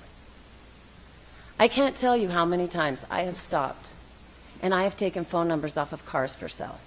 Or I have stopped and I have asked Diesels to please vacate the property. Very cool, very nice. Finally caught a gentleman yesterday that's been parking there for 2 weeks. Because what happens? They see one thing parked there, and then it gathers. It grows. It's like a snowball effect. The gentleman's response to me yesterday was he thought it was city's property, so it was okay to park there. I know that's not the highest and best use for the property, and I'm certain that you would agree with that. And so if this doesn't work, I'd love to know what would work. And with all due respect, sir, I do not think this is 10 gallons of crap in a 5-gallon bag. It's okay if you don't agree with it, but we're trying to find a solution. We want to improve this property because we too drive by it every day. We are willing to accommodate for the deceleration lanes and for the future growth. I was born and raised here. I graduated from Dixie High School many years ago, and I am proud to be a part of this community. So if this doesn't work, let's work together to find a solution of what will work. Please. I ask you, I beg you, it is time. And if traffic's the problem, then the city needs to step in and address that. The city needs to accommodate for this backing up of traffic at the roundabout. Again, we are not trying to detract or hurt the community in any way. What is going to hurt our community in that particular area is the townhomes that are going in. And that was approved. And that's about to take place. Okay. This isn't part of the public hearing. Mm-hmm. Really, what we want to hear about is your project. So if you're finished, then we'll open the public hearing. I think it's my understanding that this right-of-way was a dedicated roadway. And now that it's not being used as a roadway, we are requesting the abandonment. And if that comes at a fee, we'll talk about that. Certainly I understand that. But we need to get to that step where we're addressing that. I feel like this has kind of been a moving target, so it's hard for us to find what we need to address. And each time when we have addressed them, then we come back to this tabling, or we have more things to work through. Yeah. The city staff has been phenomenal and spent numerous hours on this project. And I'm happy that we're being thorough so that we don't make mistakes. I understand that the water line is a concern, but we did take the time to sit down with Scott, as well as Rosenberg Associates, and work through it with him. During our meeting, when it went from an R10, maybe residential, to a commercial, he seemed to feel more comfortable with that in case there was a problem. And I'm not speaking for him, but the parking lot seemed to be a better solution than a residence, or putting it, people's lives at that's going to be the best. I understand that right now the city has, if something happens, it is us as business owners' responsibility once you fix whatever it is. In this case, it would be the water line, that we would be responsible to come back in and replace the pavement and finish the improvements. If I'm wrong, please correct me. But I do understand that that's our responsibility now. I also am of the understanding that in this dedicated roadway, there is an easement for the water line currently in place. That shouldn't change. And that wouldn't change. That's how it sits right now. Let's see. I want to thank you for your time tonight. I want to thank you for taking the time to work through this and be thorough. I do want what's best for our community. That's why we even took on this endeavor. It's because we drive past it every day. It's because we live in this community, and we want the highest and best use as well. I don't want to put a fryer in there in the drive-in so that people have to smell fried food, because I wouldn't want it. It might be on our use list. That's not what I'd put in there, because I don't want that in my backyard either. I appreciate your time and Thank you. consideration. Thank you. Okay. Let's open the public hearing now for anyone who may have come to give comment on this item number 6 on our agenda. Just step forward, if you would, to the mic and state your name for the record. My name is Rod Price, and I live directly above that property. In fact, from what I'm seeing there right now, the one-story building they're talking about, there would be right directly underneath my house.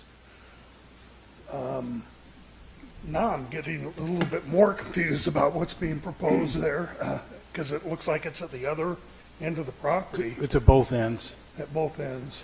Well, actually, there's even another parcel, I think. But, right, but this is two parts of It's where the this. two-story building, I guess, is proposed. Is that correct, that they're talking about right now, or? Two buildings, you're seeing one there, and then the other one further towards the roundabout. There you go. Okay, See that? so it's down towards the roundabout with the two-story building. Yes. Okay, well, this is my 4th meeting for all this going on over the last year. I wasn't able to attend the last one. My daughter passed away on that day, and I'm not saying that for sympathy, but when I got back, I found out that a lot of changes have been approved, and I wasn't even really sure. I'm still not sure what's Well, proposed for. it's been recommended by the Planning Commission, and this is the body that would approve or deny or request modifications to it.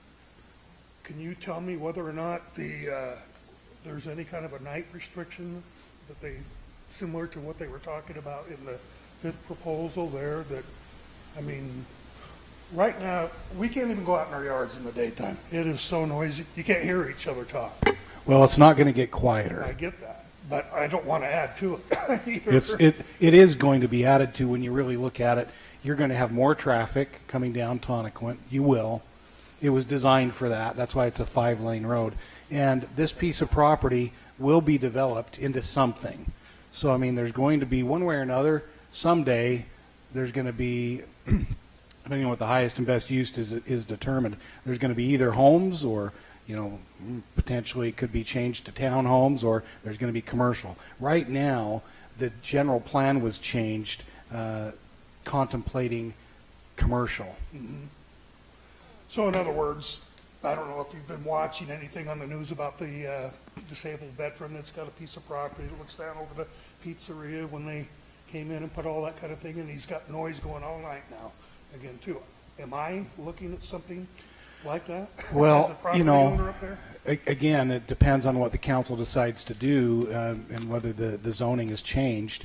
But, you're certainly going to have a busy road in Dixie Drive, a more busy road in Dixie Drive, and a busy road in Tonnequint and 600 West. I mean, Well, I kind of get that. I mean, yeah, but you're right. If the council doesn't change the zone, the zone that's there today, that would be different than if, it could be less, could be more. It depends on what the uses are that are in there. Well, I can understand from the owner's perspective of putting medical buildings in or that type of thing, where we could live with them as a residential neighborhood up there. But if they're going to be putting in, restaurants and all sorts of buildings that are going to be running all night, we're not even going to get any sleep up there anymore. We're right over the top of them. And I think that's good input, and the council can determine what the uses are, where this is what's called a planned development commercial zone request. So, I mean, that's up to the council what uses are approved.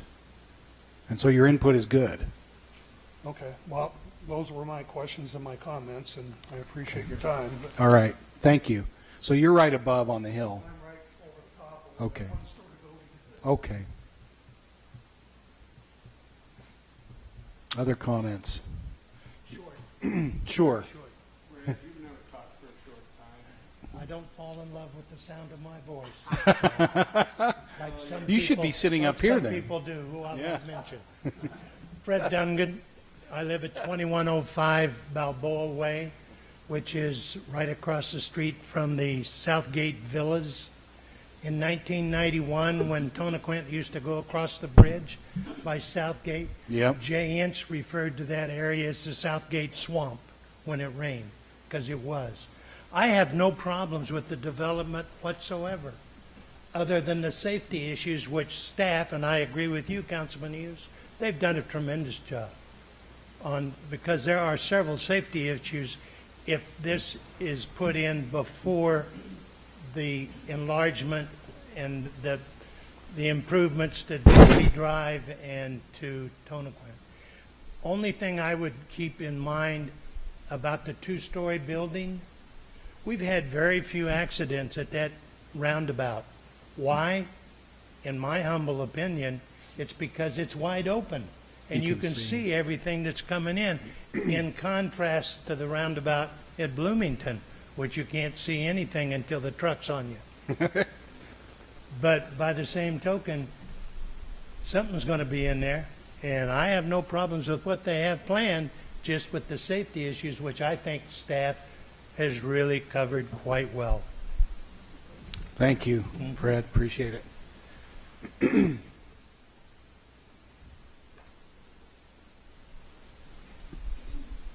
Hi, I'm Terry Massoth. I live on Southgate Hills Drive, about 800 feet from here or so.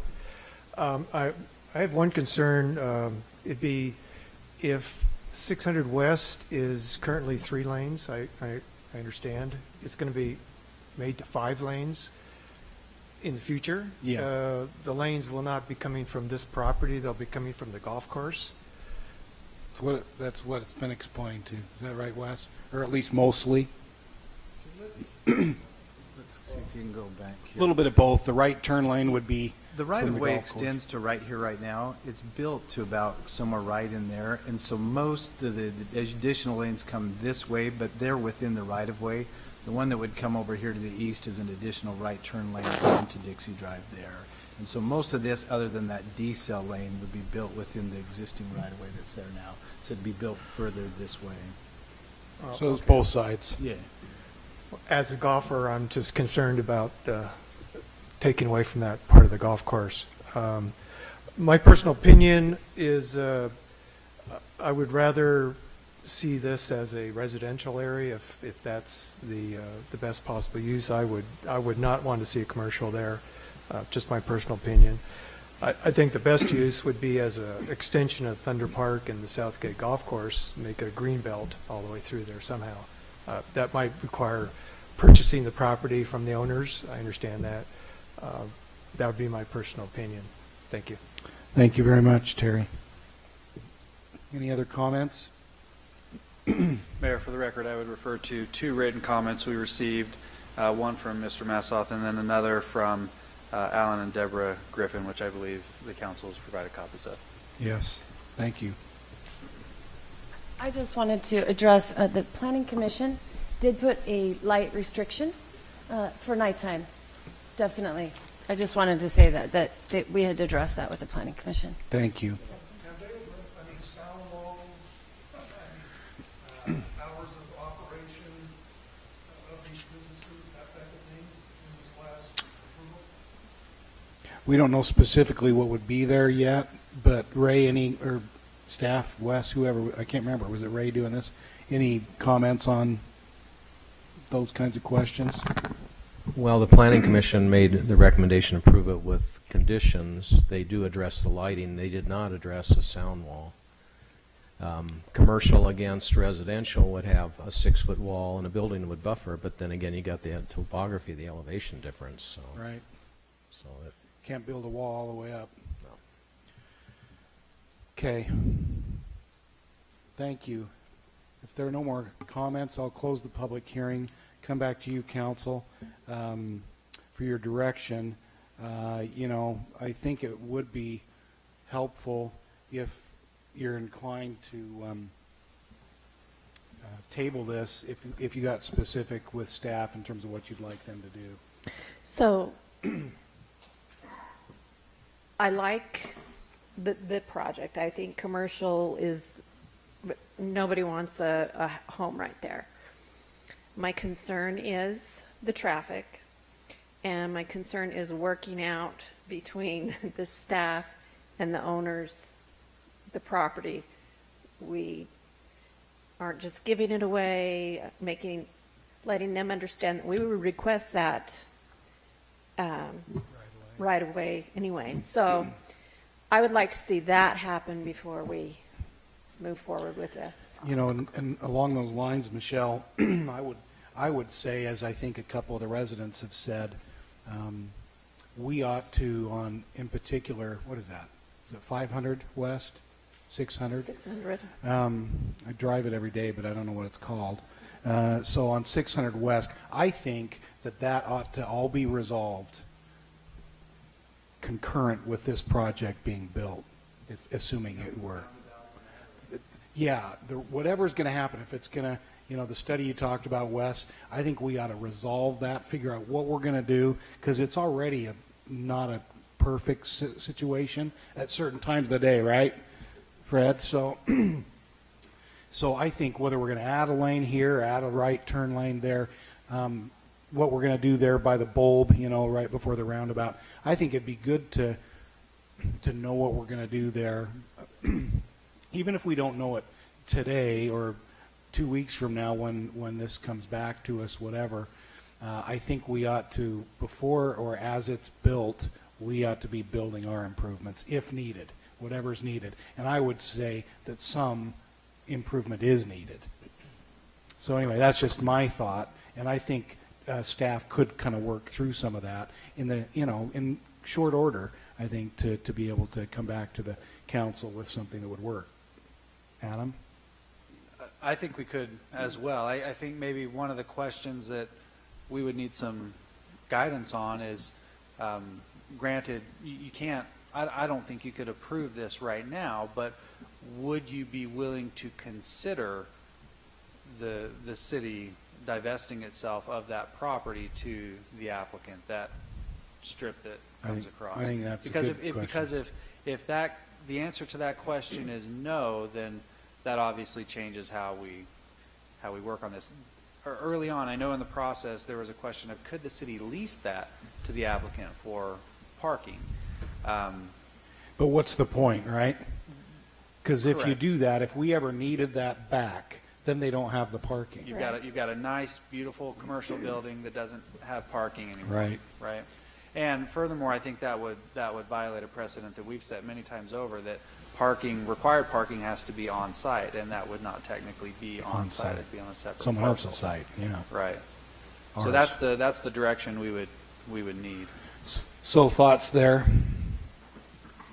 with the council, and again, we can't really make this decision, but we can direct staff along the That at lines. least helps us know which documents to prepare to bring back to you for formal consideration. So essentially, might you be willing to sell that parcel that really encompasses the bulk of the parking there, retaining the gray, I guess, parts of the gray area, obtaining, I guess, some of the other gray area to accommodate future growth of Dixie Drive and a little bit of 600 West. And an easement for the water line. And an easement for the water line. If you sell that property, that right of way to that client, then shouldn't he get money for the part that he's donating for the road? Well, we would typically require that. Sean? Yeah, I would say typically what they would have to do is acquire that property in order to dedicate it to the city. The city doesn't dedicate that. Okay, but don't they already own, like on Dixie Drive where you're talking about putting another lane in there, don't they already own part of that property? Yes. But we would normally require that to be dedicated to the city. That would be an improvement required for the Maybe development. maybe we need to clarify what the question is. Were you asking if? If you had 5 acres here and 5 acres here, and you're going to charge him for this and he has to give up the other? Got it. Nope. They would normally be, and that's how everybody is required to do it. It would, if we treat them the same as everybody else, they would be required to dedicate that turn lane that's on their property, as well as pay for any property that they acquire. Okay, so is there a majority of the council that's in favor of going that direction in terms of selling our portion of that property? Just for the record, did we continue the public hearing or close it? I think thought he did. I did close it. Oh, we did close it. Yeah. So can we change that? We can continue to it. discontinuing? Well, yes, you can take another vote to recall Continue. that and change it. Okay. I think ideally it'd be the best to have the person who made the motion and seconded it to do that. So You Mayor, mean- We didn't make a motion. We didn't make a motion. We just I closed it. so Can you just Mayor, open it back up? it's up to staff to determine the necessity of. Finish this one. Excuse Ed? me, Joe. Go ahead. Okay. So, We have to continue the public hearing. right, I understand, but are you done with your comments? We can do that in a minute. Ed, did you have a comment? Just want to make sure that it's up to the city staff to work with this applicant to determine whether that property, before we divest ourselves of it, whether it's feasible, whether it's in the best interest of the city for the future growth and of the traffic and those other issues. So that's done. It's not going to go anywhere. I right? think they've already said So that's that what's- that's mostly so that- possible. It's if we would be willing to sell the property. Right. Only if we did make that determination and it's not going to be needed for the future. They've already expansions. made that decision, or that determination. That's what I got from staff. And that's. That it what- wouldn't tie your hands in the future for the possible need to. Yeah, not based on the, yeah, John's right. Based on the 20-year, or the 2040 as we met today with Horrocks, this would be 7 lanes eventually through here, and it would be accommodated through here. So we've kept, and then we may have to get some property for them, a portion here for this lane if it, in the future when this develops, as this diesel lane would go from here to here. So there may be some property we would have to acquire in this area here from them. But yeah, no, it would accommodate the traffic study that was done for the 7 lanes. So we wanted to make sure that we weren't tying our hands in the future. So yeah, we feel good about that. So Adam, that satisfies your interests and your concerns. Well, no, what Adam's asking is, would we be willing to sell the property? And we're not making a formal motion on that. We can't today. But if they have at least the idea that we would be willing to do that, then they can kind of finish up, I think, the discussions with staff and the applicant. I'd be interested to have the city manager clarify his position on that. I don't think it would be a wise decision to divest ourselves of that property. I think there are too many unknown questions.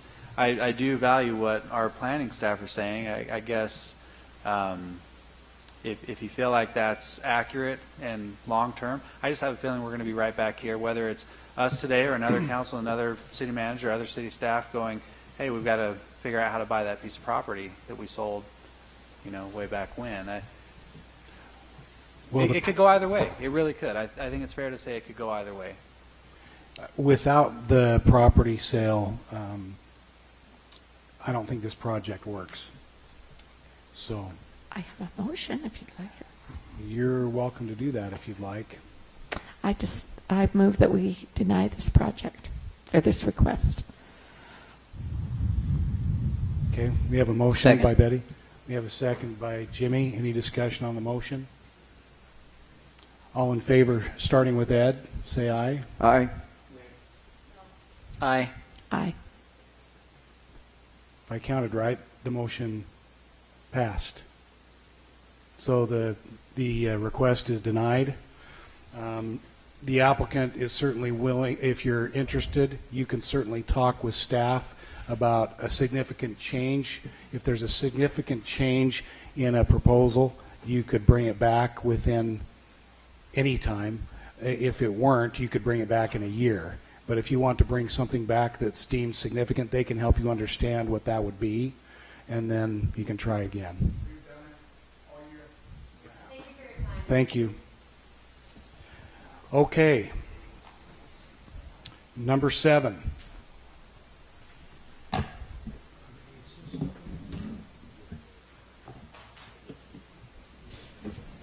Thank you for coming and taking the time, members of the community.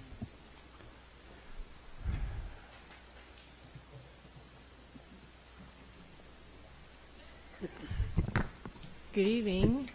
I am here to present the public hearing for the consideration of an ordinance changing the zone from R110 single-family residential, 10,000 square feet minimum lot size, to PDR, planned development residential on approximately 0.8 acres, located at 1757 and 1741 West Canyon View Drive.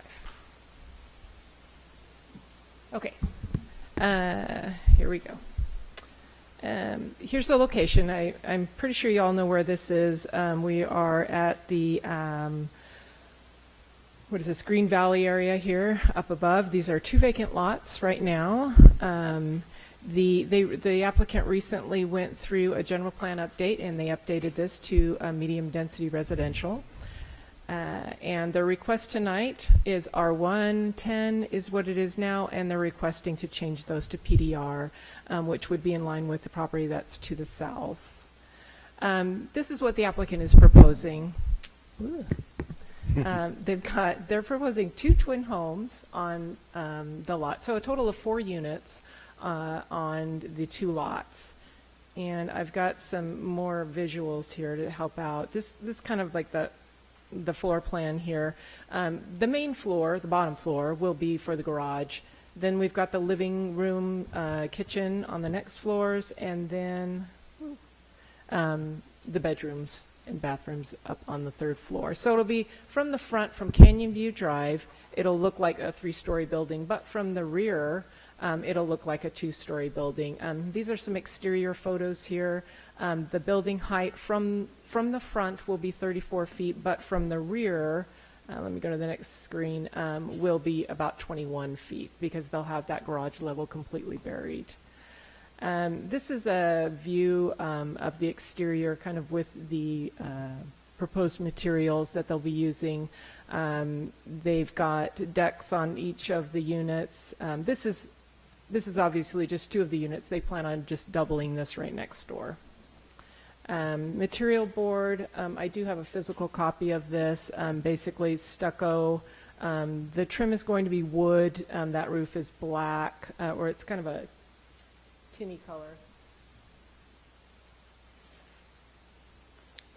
It'll be this with the accents of this black color.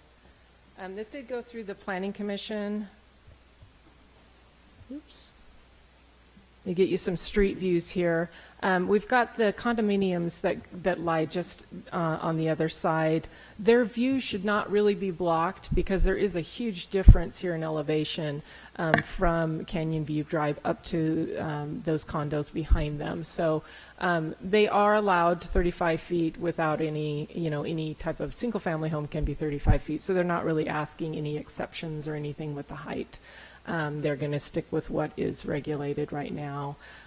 Just some more shots of the area, and this is kind of looking out at their view. But this did go to the Planning Commission. The Planning Commissioners recommended approval based on a deed restriction. There was concern there are single-family homes that surround the property, or I guess they're only to the one side and then across the street at this point. So they want to limit that to only 2 units per property. And so we are in the process of working on that deed restriction, staff is. So any questions you have, be happy to answer. Any questions, council? We've seen this before, I believe it was in terms of at the general plan level. Yes. So yes. That's why this seems familiar, council. Yes. Okay, then I will open the public hearing for anyone who's come to offer input on this item, number 7 on our agenda. Crickets? Okay. I'll close the public hearing and come back to you, council, for any discussion or for a motion if you're so inclined. I will make a motion that we change the zone from R110 to PDR on approximately 0.80 acres at 1757 and 1741 West Canyon View Drive. Second. Oh, quick seconds. Stereo. Motion was made by Michelle. I'm going to go with Betty for the second. Any discussion? All in favor, starting with Betty this time, say aye. Aye. Aye. Aye. Aye. Aye. Motion carries unanimously. Thank you. Number 8.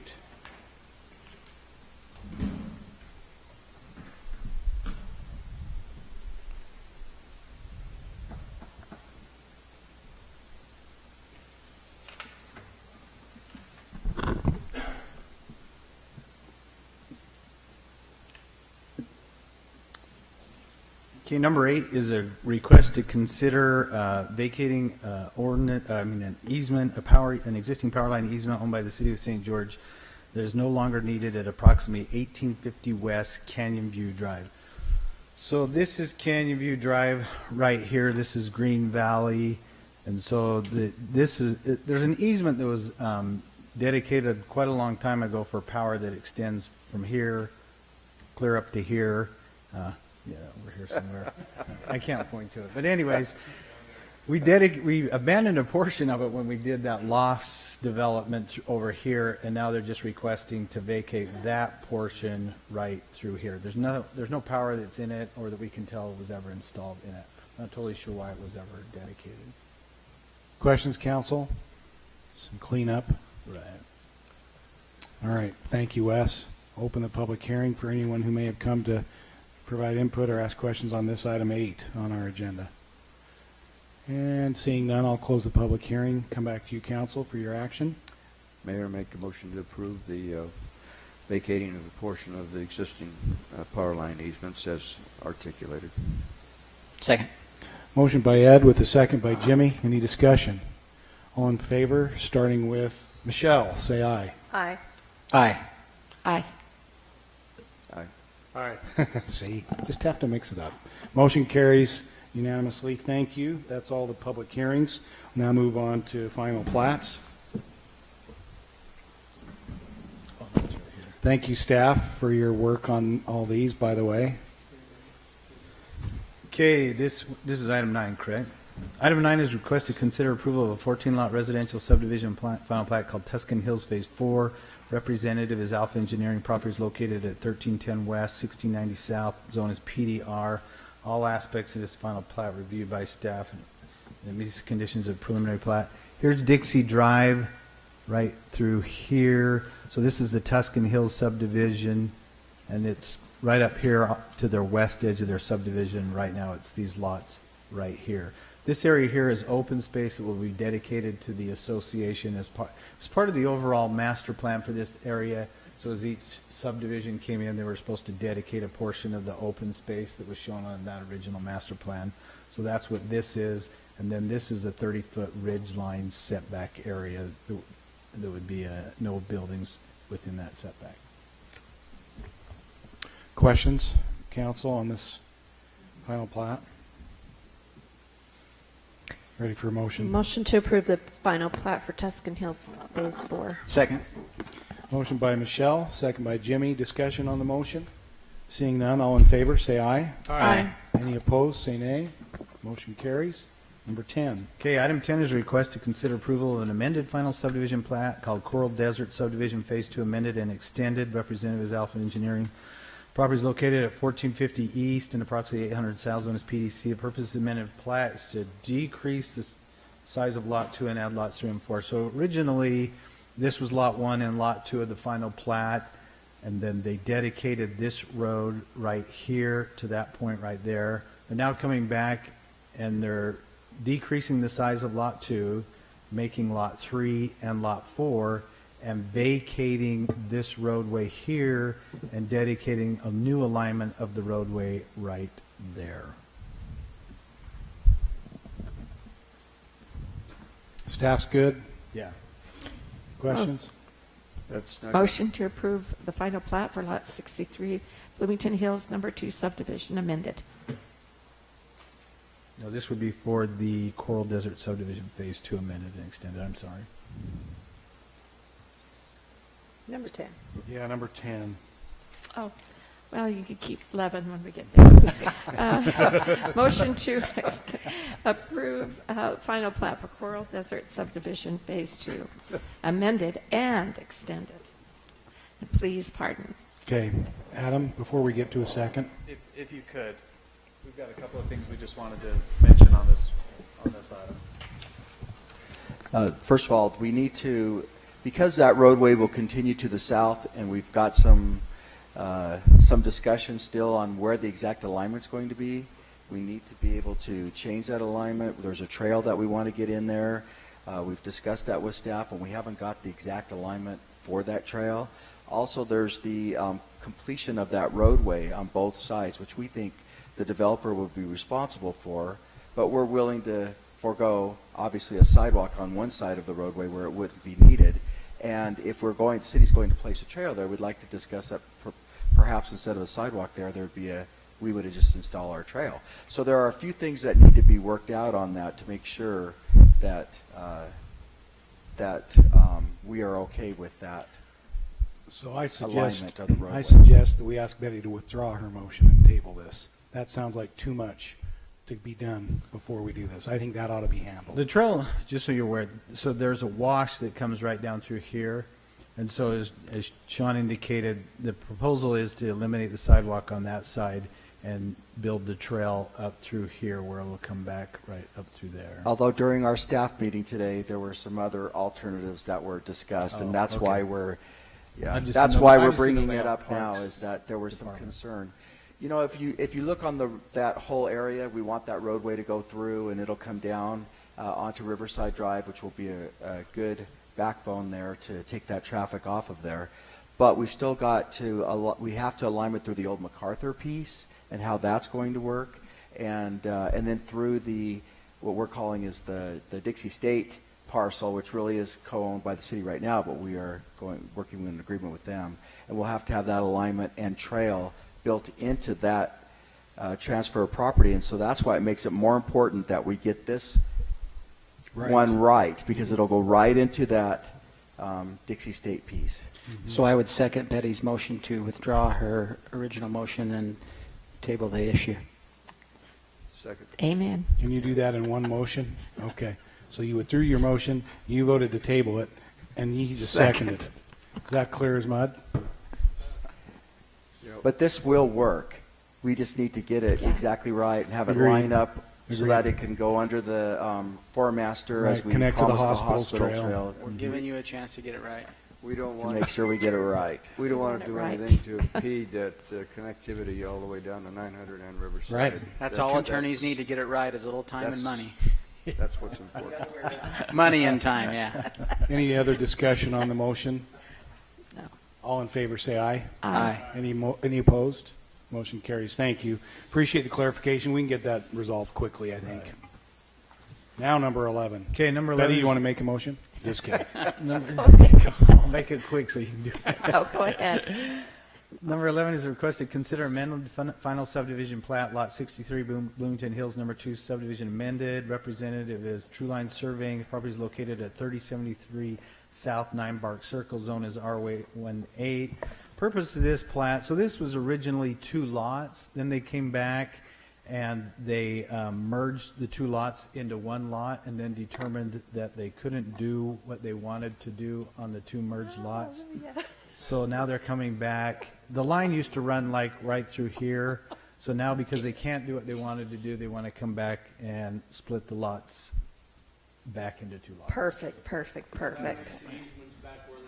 Yeah, so you have to. It was almost a reestablish. decent-sized lot. Why are they changing it back? And Jimmy? That puts an end to the metal shed. Yes. Motion to approve amending the final plat for Lot 63 of the Bloomington Hills number 2 subdivision amended. Second. What am I, chopped liver? Yeah. Oh, sorry. No. Motion was made by That Michelle, and the second was Ed. Any discussion? All in favor, say aye. Aye. Any opposed? Nay. Oh, there you go, Jimmy. He's got to do it. It's that. Wes, is your For the mother-in-law record, happy? there was one opposed. What? Is your mother-in-law happy? Happy with? That motion. You bet. My mother-in-law. What are you talking about? Mine's happy. She knows the neighborhood this She's is at in. my house right now, so I'm not happy. Oh, that's on TV. Ooh, hope she's not watching. All right. We're getting punchy here. She's been here all week, too. Michelle, you and I are both mother-in-laws. Oh, no. No respect. No respect. Rodney Dangerfield. Okay, Wes, good luck. Number 12. The next item is a request to approve a preliminary plat for a 131-lot subdivision to be known as Moreland Park Phases 3 through 9. Location is west of 3000 East and north of 1140 South Street. Area is 51.8 acres. Density is 2.53 dwelling units per acre. Applicant is Development Solutions Group. Zoning is R110. General plan shows this is LDR. So this is the subject site right here. This is the erosion hazard line, so they would be required to provide an erosion hazard study with this development and indicate any measures that need to be installed to mitigate it. If you look right here, you can see that that would be the erosion hazard line that would affect those lots and these lots right through here. So they'll have to provide that erosion hazard study. This is the layout. The layout changed a little bit from Planning Commission. If you can see right here, when they improved 3000 East, they actually constructed an entrance right here into the property. And so when this was laid out for Planning Commission, they had an entrance that came in right here into here. This did not exist and so forth. As we talked with them, we determined that, this wasn't probably the best to have a cars coming in, shining right into these two homes here. And they agreed and felt like, yeah, we ought to put it here where it makes more sense and just redo 3000 East right there. So that was one of the big changes. The other change is this is part of Moreland Park Phase 2, or Phase 1, I can't remember, Phase 1. Anyways, we've asked them to give the city some property right here and increase the width of this intersection. This is 1140 South. Over here in Washington, this is a 66-foot road. More than likely, at some future date, you'll see a traffic signal on 3000 East here.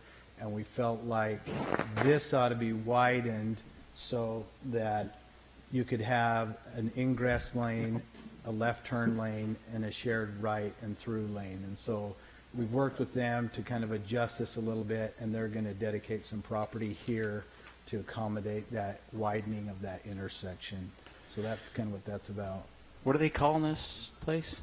Moreland Park. Oh, not Temple View? Temple. Jimmy, you had to do it. The other thing they're proposing to do right here, Temple View. The other thing they're proposing right here is to dedicate this portion of the property to the city. So there is a 24-inch sewer line that comes right through here at the south end of their property. And the easement line for this sewer line is that line right there. And so their proposal is just to dedicate the rest of that and give it to the city.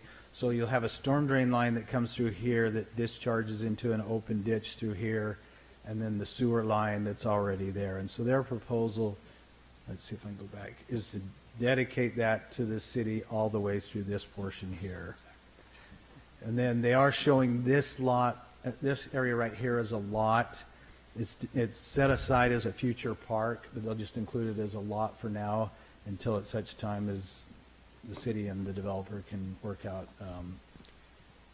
acquiring that property for the park. Any issues with that open ditch and maintenance? That's something we're going to have to address with the construction drawings. They want to end it right there now. I know there is this ditch there. It is filled in. There, as I discussed it with them, we talked about possibly extending that storm drain line all the way through there and kind of cleaning that area up. That's something we'll look at with the construction drawings.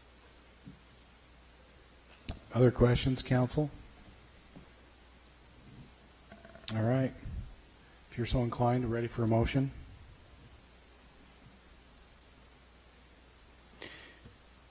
Motion to approve the preliminary plat for the Moreland Park face. I did want to bring up one thing just to get Never your mind. opinion. Sorry. So the one thing I wanted to bring up is when they did reserve at River Hollow, they have dedicated a 10-foot landscape strip along 2780, as none of their lots front that. As we look at the two future ones, 2780 will extend through here, and they also will have a landscape strip through here, a 10-foot landscape strip, because they'll be double fronting lots. I did talk with the developer about possibly, corner lots, we allow the privacy wall to be constructed at back of sidewalk.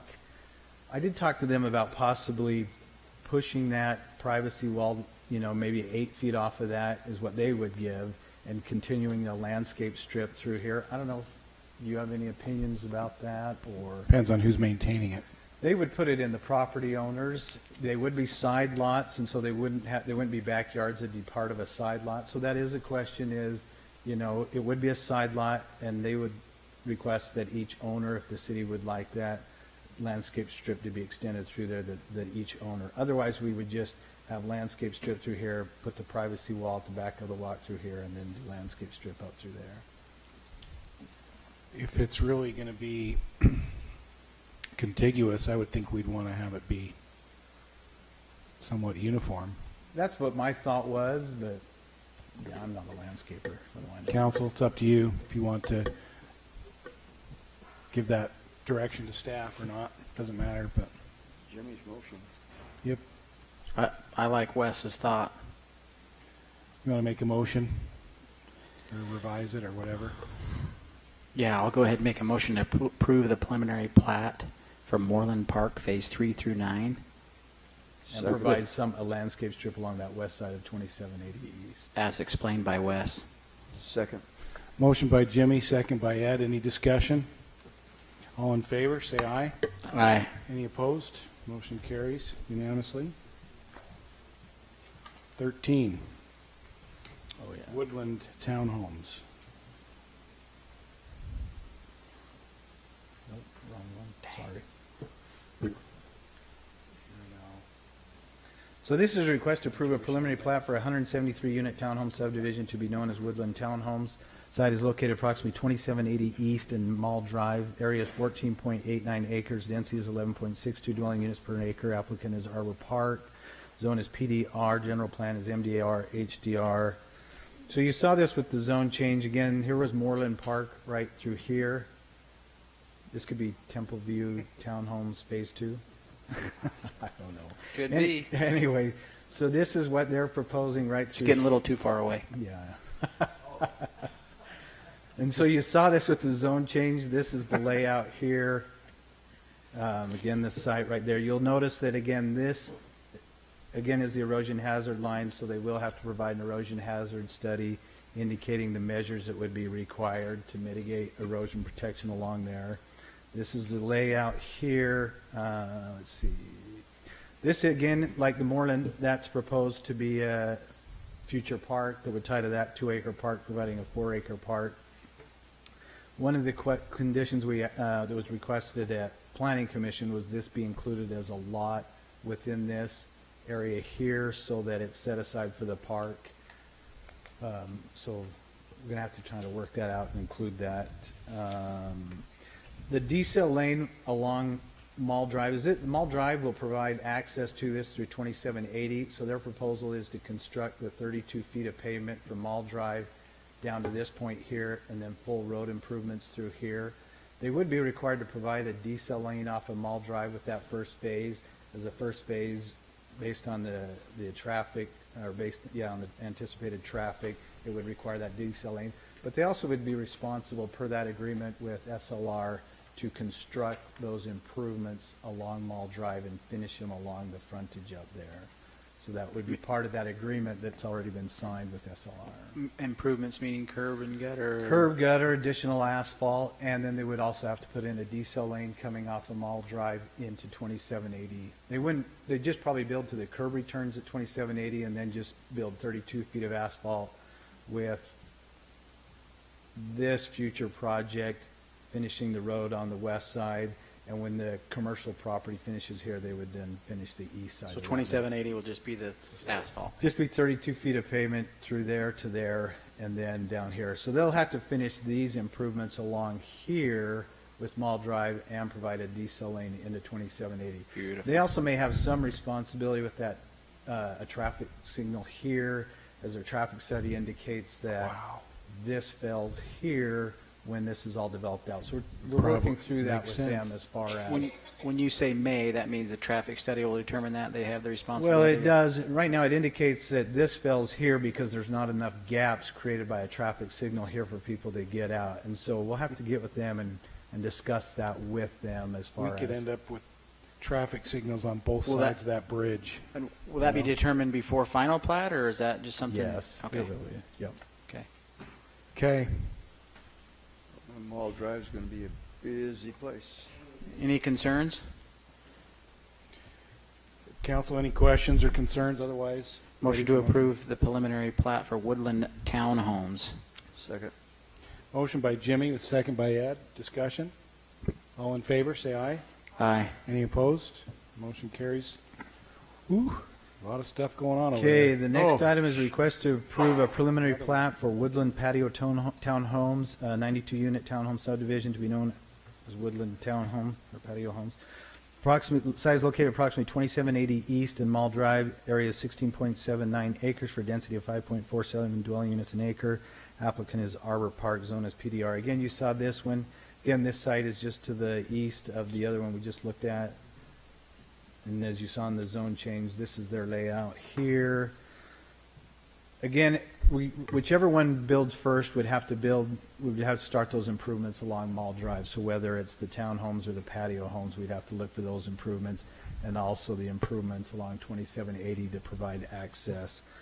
Let's see, they would be required to build a privacy wall along here abutting the commercial area. They will have to provide their drainage and take care of, right now, the Linz discharges their drainage right here into that ditch, so they'll have to accommodate taking their drainage through to that road right here, which would be a public road, and then into the storm drain system.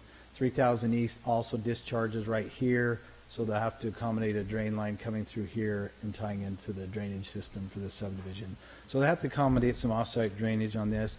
Amenity Area 1 area here would be built with Phase 1. Amenity area here would be built with Phase 3 is the proposal. Let's see. And then they will be required to connect to an existing, the only way you're going to get a looping of water line will be to connect to that 20-inch water line in Mall Drive, which will be a handful to connect to that, but that's it. Yeah.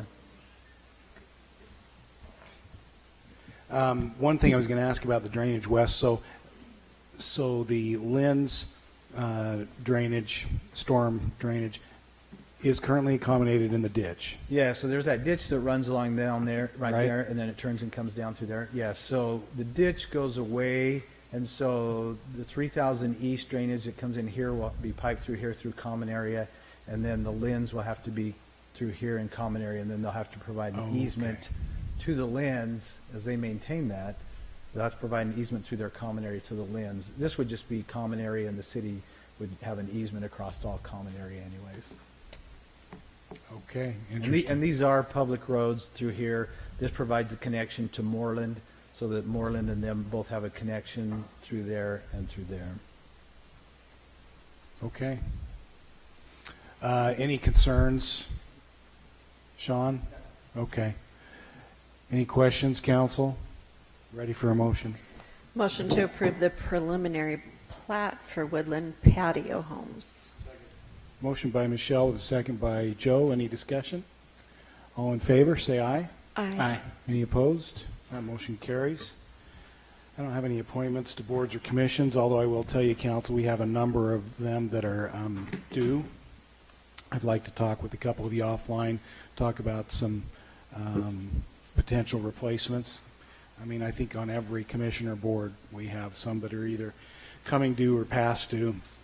And then I'd like to talk to you, Sean, just to make sure on one or two of them if they're going to still exist after we make changes to Title 10. So can't remember which one, appeals or or Board of Adjustments. Yeah, okay.